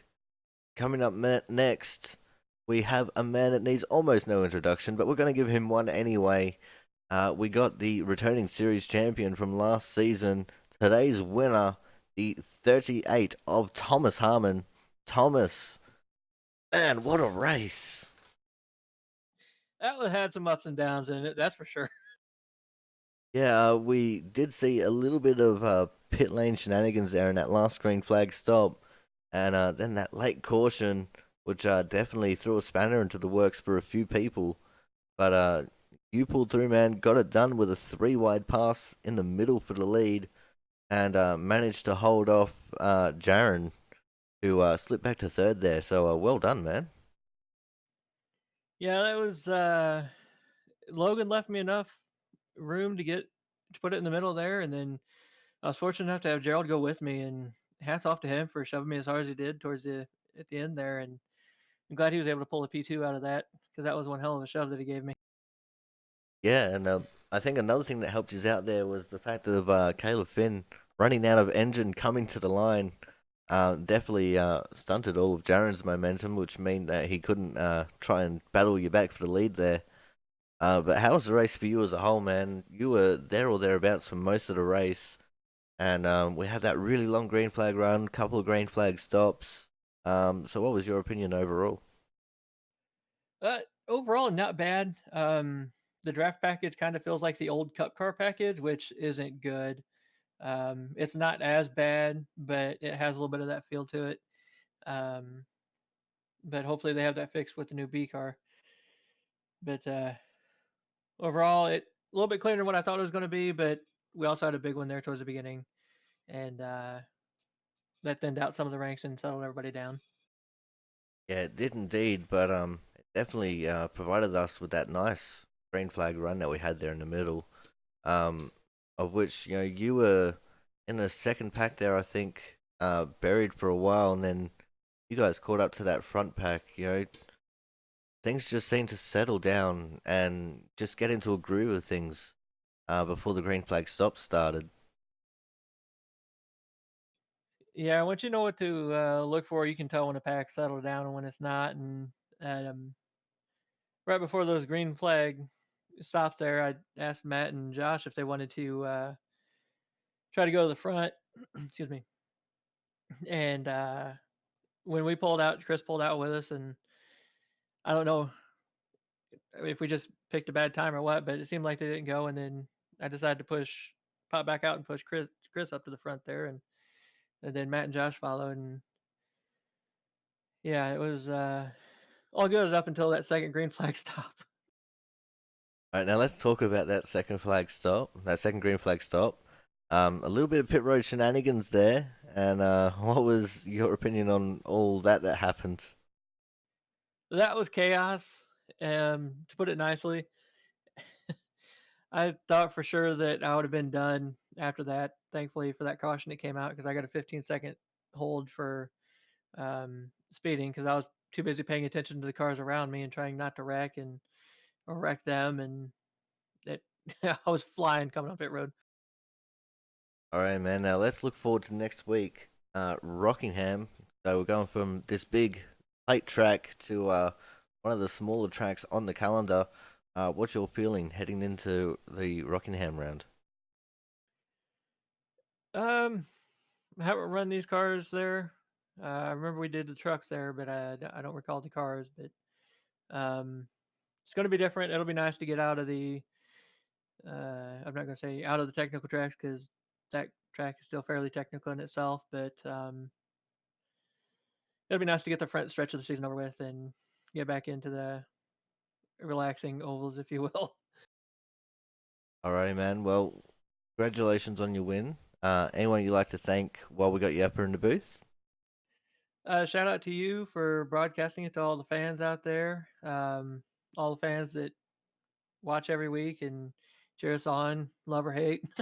Jaron for putting on the league, all the guys that come out and race every week, give us a good sized field and pretty competitive at that. And one last shout out to Gerald for that push towards the end. Not for if he wouldn't have pushed me, I wouldn't have been able to pull it off. That's all there is to it. All right, man. Well, congratulations on your win again. We look forward to seeing what you can do in these cars at Rockingham. And yeah, we'll see you again next week. I'll be there. Have a good one. All right, guys. So that was last year's returning champion and today's winner, Thomas Harmon, in the number 38 car. Hopefully, he can do some magical stuff next week at Rockingham. But that is going to wrap up this broadcast, guys. Thank you all for coming out and sticking around for the interviews. I muchly do appreciate it. If you're new to the channel, don't forget to follow here on the Aussie Sim Commentator Twitch channel. If you're watching this back on the YouTube channel, don't forget to like, comment, and subscribe. And if you're watching this as a replay over on my personal channel, don't forget to flick me a follow as well. But that will be it for today, guys. And next week, Rockingham. It should be an interesting race with it being a fairly bumpy track and these cars not locking the bumps too much. So we'll see how things go when we get there. So until next week, guys, stay safe out there and we'll see you next week.